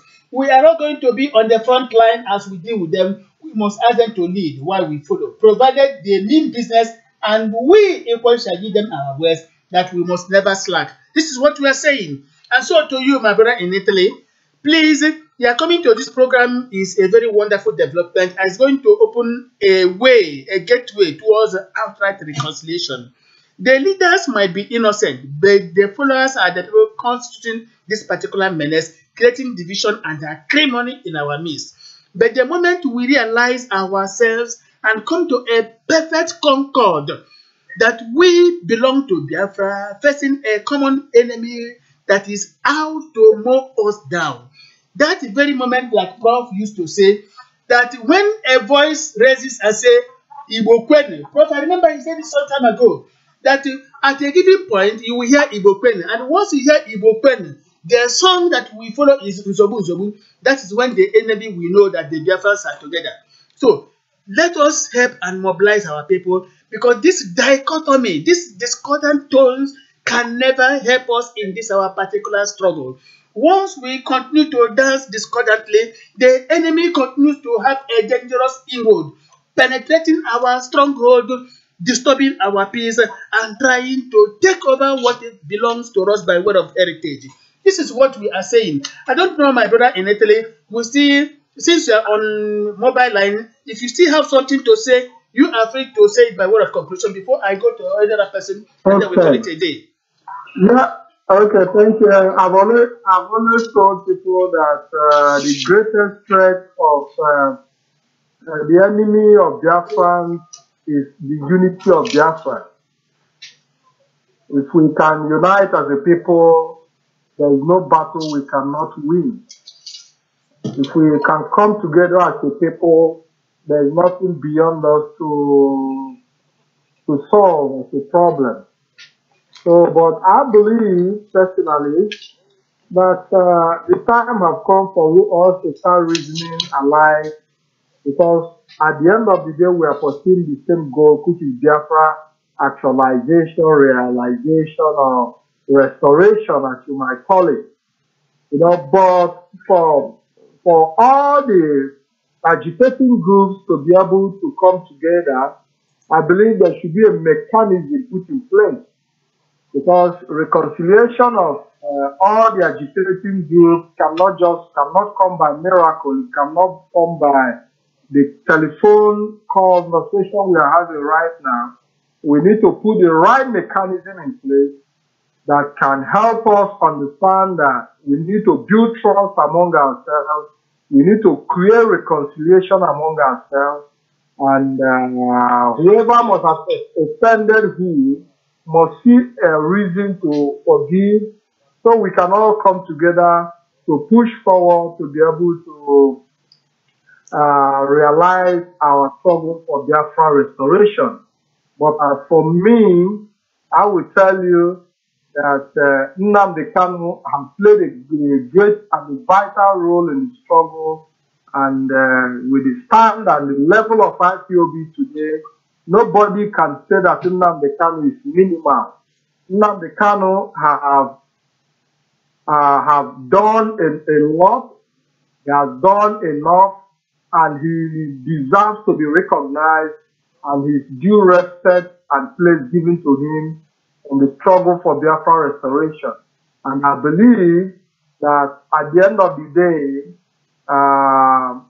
we must all rejoice, because I know Biafra will definitely come. And there is something I still want to add to my comment here, that people are so stubborn that they need a very strong heat to wake up to really realize they need to do something. The Fulani herdsmen now is a blessing in disguise for the Biafran people, because without the Fulani herdsmen, we wouldn't be able to take the struggle seriously. And I believe that we should take it in a positive light and take advantage of it and push our request forward, working together and winning this battle, because I know that Nigeria is already crumbling and nobody wants to be a Nigerian anymore. I myself and my friends here, when you ask us where we come from, we tell you we are Biafrans, because we've already taken the identity as Biafrans, because we don't have any other option than to answer Biafra. Thank you very much, and I thank each and every one of you listening to me, and I thank you, the anchor, for giving me the plenty opportunity and time to talk to our Biafran people. When you hear IPOB young people abusing and talking and making some inflammatory statements, I don't blame them, because it's the passion, and they are trying to express their feelings on how they feel about what their demands are. They might not have the right words to express their feelings, but we just have to keep talking and putting them right in the right way, because that is not what Biafra represents. Biafra does not represent abuse. Nnamdi Kanu himself used some harsh words, which I recognize. Sometimes I also look at it, but sometimes those harsh words are paid off because he has provoked a lot of sensitivity, and he has moved, those harsh words have moved the struggle to a different level. He didn't come with a beggy attitude. He came with some kind of energy and put it into the struggle, and we must all take it in a positive light. Thank you, Maze. I appreciate the opportunity given to me this evening. And from time to time, if I'm called upon to contribute on important topics, I'll be available to do so. Thank you very much. God bless you. And keep it down. Honestly, we are so much appreciative of your positive contributions to this evening's broadcast. And one thing we have to assure you is this, that nobody can really get Kanu to the background at all. The only thing we say that we all have to speak in perfect concord. I remember K.O. Mbadiwe of blessed memory used to say of it, accord concordial. So once we speak in perfect concord, despite our individual differences, but we realize that the end product is Biafra and our terminal point is Biafra land, we shall be able to reconcile our differences. Nobody can relegate Kanu, just like nobody can ever, by any stretch of imagination, take Owazike for granted. We are here. You can imagine a situation where Kanu and Owazike are working in concert. Tell me what becomes of Biafra again? If the two gentlemen would one day say, okay, let us agree. Owazike is, prone to reconciliation, but we are waiting for Kanu. But I believe that it is a matter of time when everybody shall come together. And once we come together and we go back and allow the gentlemen to move forward, by then, Nigerian government will say, Biafrans have come again. And this is what is holding us. A few days ago, let me say in the past 1 week, I have been speaking with one of their members in Malaysia. He talks reasonably, he talks soundly. He is talking about Biafra, not IPOB, not Massob, not Bilie, not Lower Niger Congress and what have you. He talks Biafra. And he talks the possibility of all of us coming together under one enlightened discourse to discuss the issue of Biafra and find a solution to withstand the challenges of these marauding herdsmen. This is what is Biafra. And we are equally saying that if car is not taken, just like the Ojibwe people are saying, if the Nigerian government does not accept outright restructuring, not even restructuring, then what do you call it again? Devolution of power to component units going back to old 1963 constitution, that there will be no election in 2019. I cannot be a prophet. They are saying this because 70% of PVCs registered belong to the north, while 30% is given to the north south and given to their cronies like David Umahi of Igbo State, Ibazu of Abia State, and who Okrocho of Imo State. But we are going to say no. If we know that the election has already been won and that we are going there just to camouflage, we tell them to hell with that 2019 election, and then Nigeria can go into flames. Already, IPOB have already created a roadmap to election boycott in 2019. During the Anambra election, there was a successful boycott by IPOB members. And unfortunately, we were not able to find an accord with the Massob group. Yes, exactly. To also follow the same path. But I would assure you that if for any reason Massob can think in the same light like IPOB, by encouraging its members to boycott 2019 election, I can assure you it will also lead to some level of understanding between IPOB and Massob, coming together forward, because it does not end in the words of the mouth. we should also be able to see how we can all collaborate Okay. in working together towards a common goal. Let me tell you this, my brother. Don't be offended. Let me tell you this. Last year, why the 30th May sit-at-home was successful is this. Remember, Mazop had done their own on the 22nd of May. Then on the 30th, which was the main Biafra day, IPP was allowed to do their own. That very day, both Mazop, Bile, and other groups had already mapped out activities. But on that 2 days to the time, 2 days to this 30th of May, which was on the precisely on the 28th, 23 minutes past 6 in the morning, Chief Wazike gave me a call and instructed me to cancel, to put up statements, canceling every activity entered into by Mazob, bim-massob family, and equally to reach out to Bilia and others to tell them to withdraw every activity that very day. Immediately I reached work during my break time, I issued press statements withdrawing every activity, asking people to support the IPOB on the sit-at-home. That thing done, you see, the success, that was it. So, but the problem is that when we do all these things, the glory goes to one particular individual. Remember, Biafra is a democracy. Biafra is a democracy in the making. Biafra is a democracy in the making, like somebody said. When we criticize democratically, positively, we understand ourselves. And when we achieve success, let us say Biafrans have tried. Not Ikenna Obibiegono has tried. Not that Sonny Babo has tried, or Dr. Ejika has tried, or Echesna has tried, or Uche Digi, or anybody has tried. No, Biafra has tried. And when you ascribe success to Biafra, our Biafrans will be in the spirit to do more. Let us have this in mind.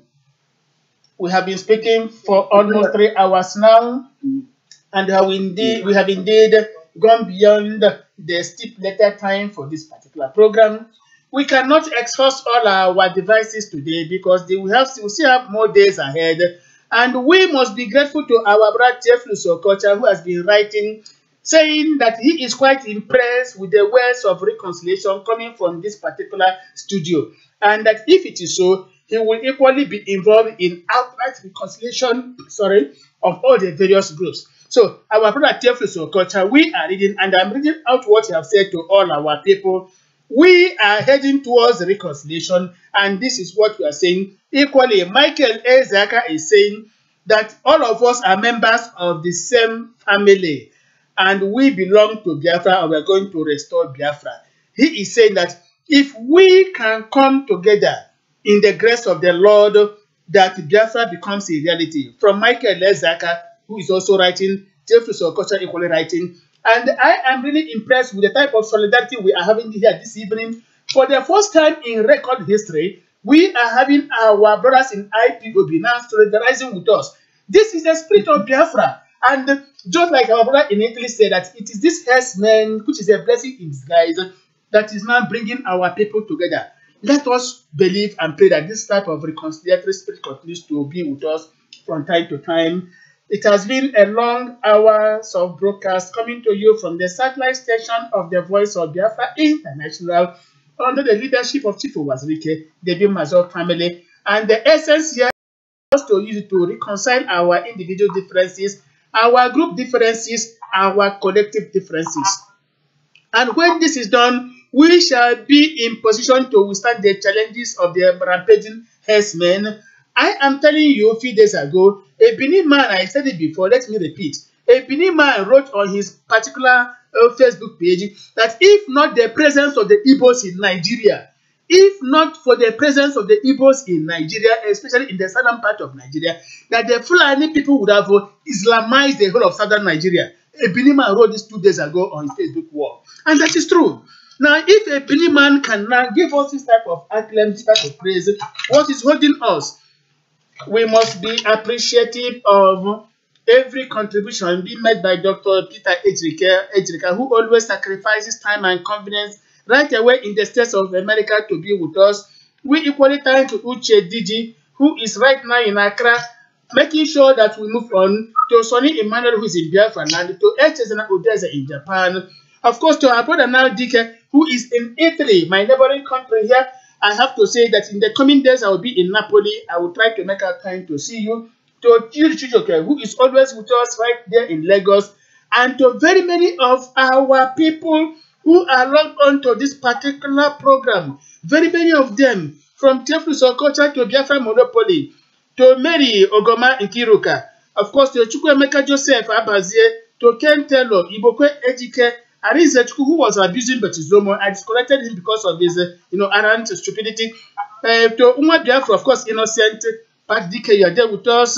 And Onyeka Okoye, very many of them. The list is plenty. I won't be able to read out all of them because of time constraint. It has been Ikenna Obibiagono, your humble moderator from the city of Munich, Germany. We have been broadcasting to you on YouTube, on Facebook, and on our satellite link. We have to say thank you very much for being with us. Thank you for your contributions. Thank you for your words of advice. Thank you for giving us hope that after rain, there is shine. That despite our individual ideological differences, the rising sun is now shining to one atmosphere to give Biafrans the leeway to involve themselves in this activity and to be able to withstand the abounding challenges of the housemen. Pardon, please? I didn't get you. I will go. Oh, please, yeah, say your mind, please, say your mind. This is a voice for all. Say your mind. Maybe I skipped you, unintentionally. Yeah, say what you want to say, please. I gave you money before. So, and now you gave I gave you money. Okay, sorry. So, that was the session anyway. So, we thank you all for being part of this particular program, and we wouldn't be able to say this is the exact day we are going to make another broadcast because of the nature of my job here. I have a family I have to feed, and just like my brother in Italy knows very well, those of us in Europe, what we undergo to make sure we keep body and soul together. So thank you especially for this wonderful program. In the coming days, we are going to announce the next time we are going to be on air.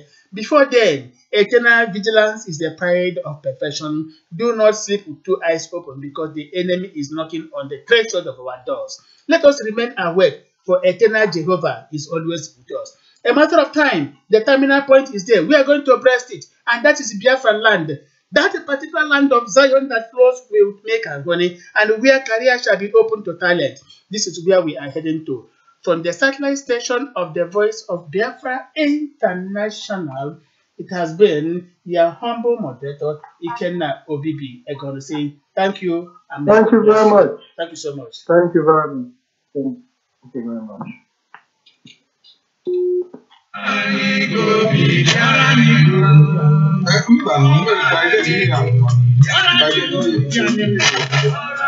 I'll give you.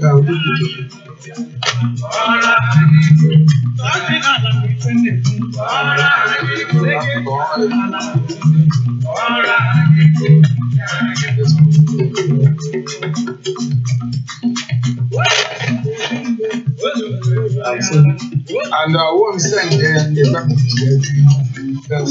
I've never sent it to them.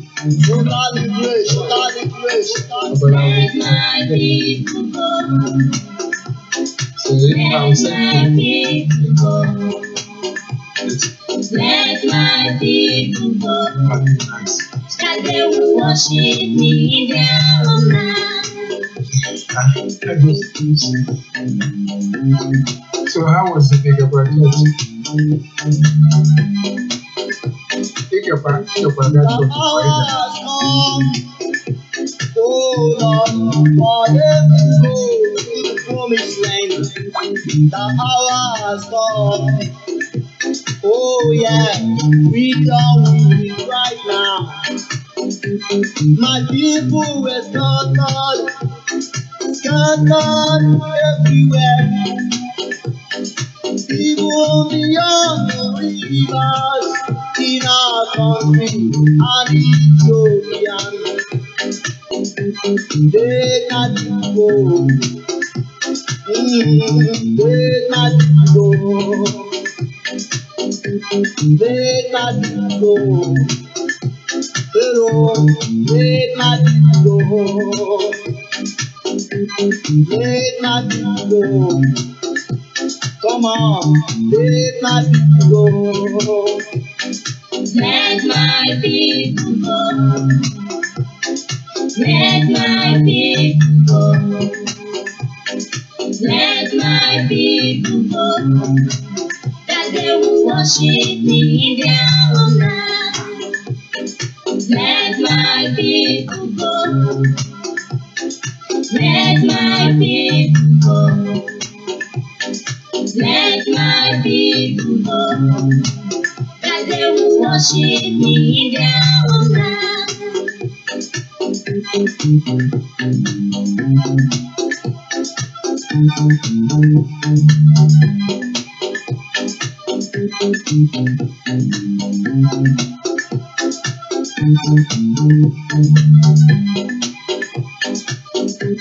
The hour has come, oh Lord, for them to go to the promised land. The hour has come, oh yeah, freedom will right now. My people were scattered everywhere, even beyond the rivers in our country and Ethiopia.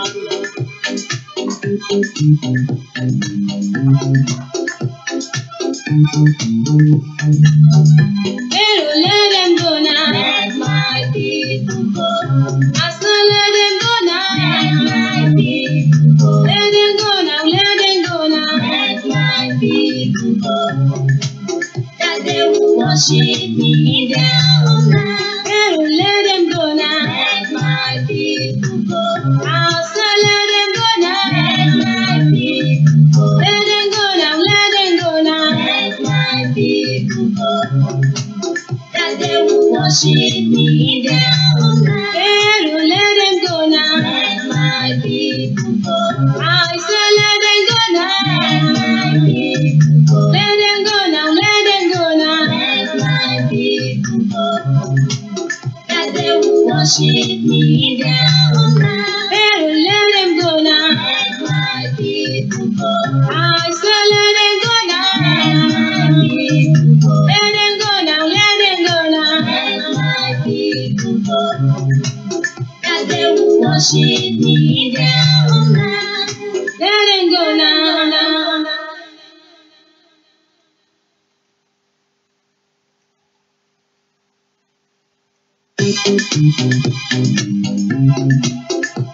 Let my people go. This is the time to set us free.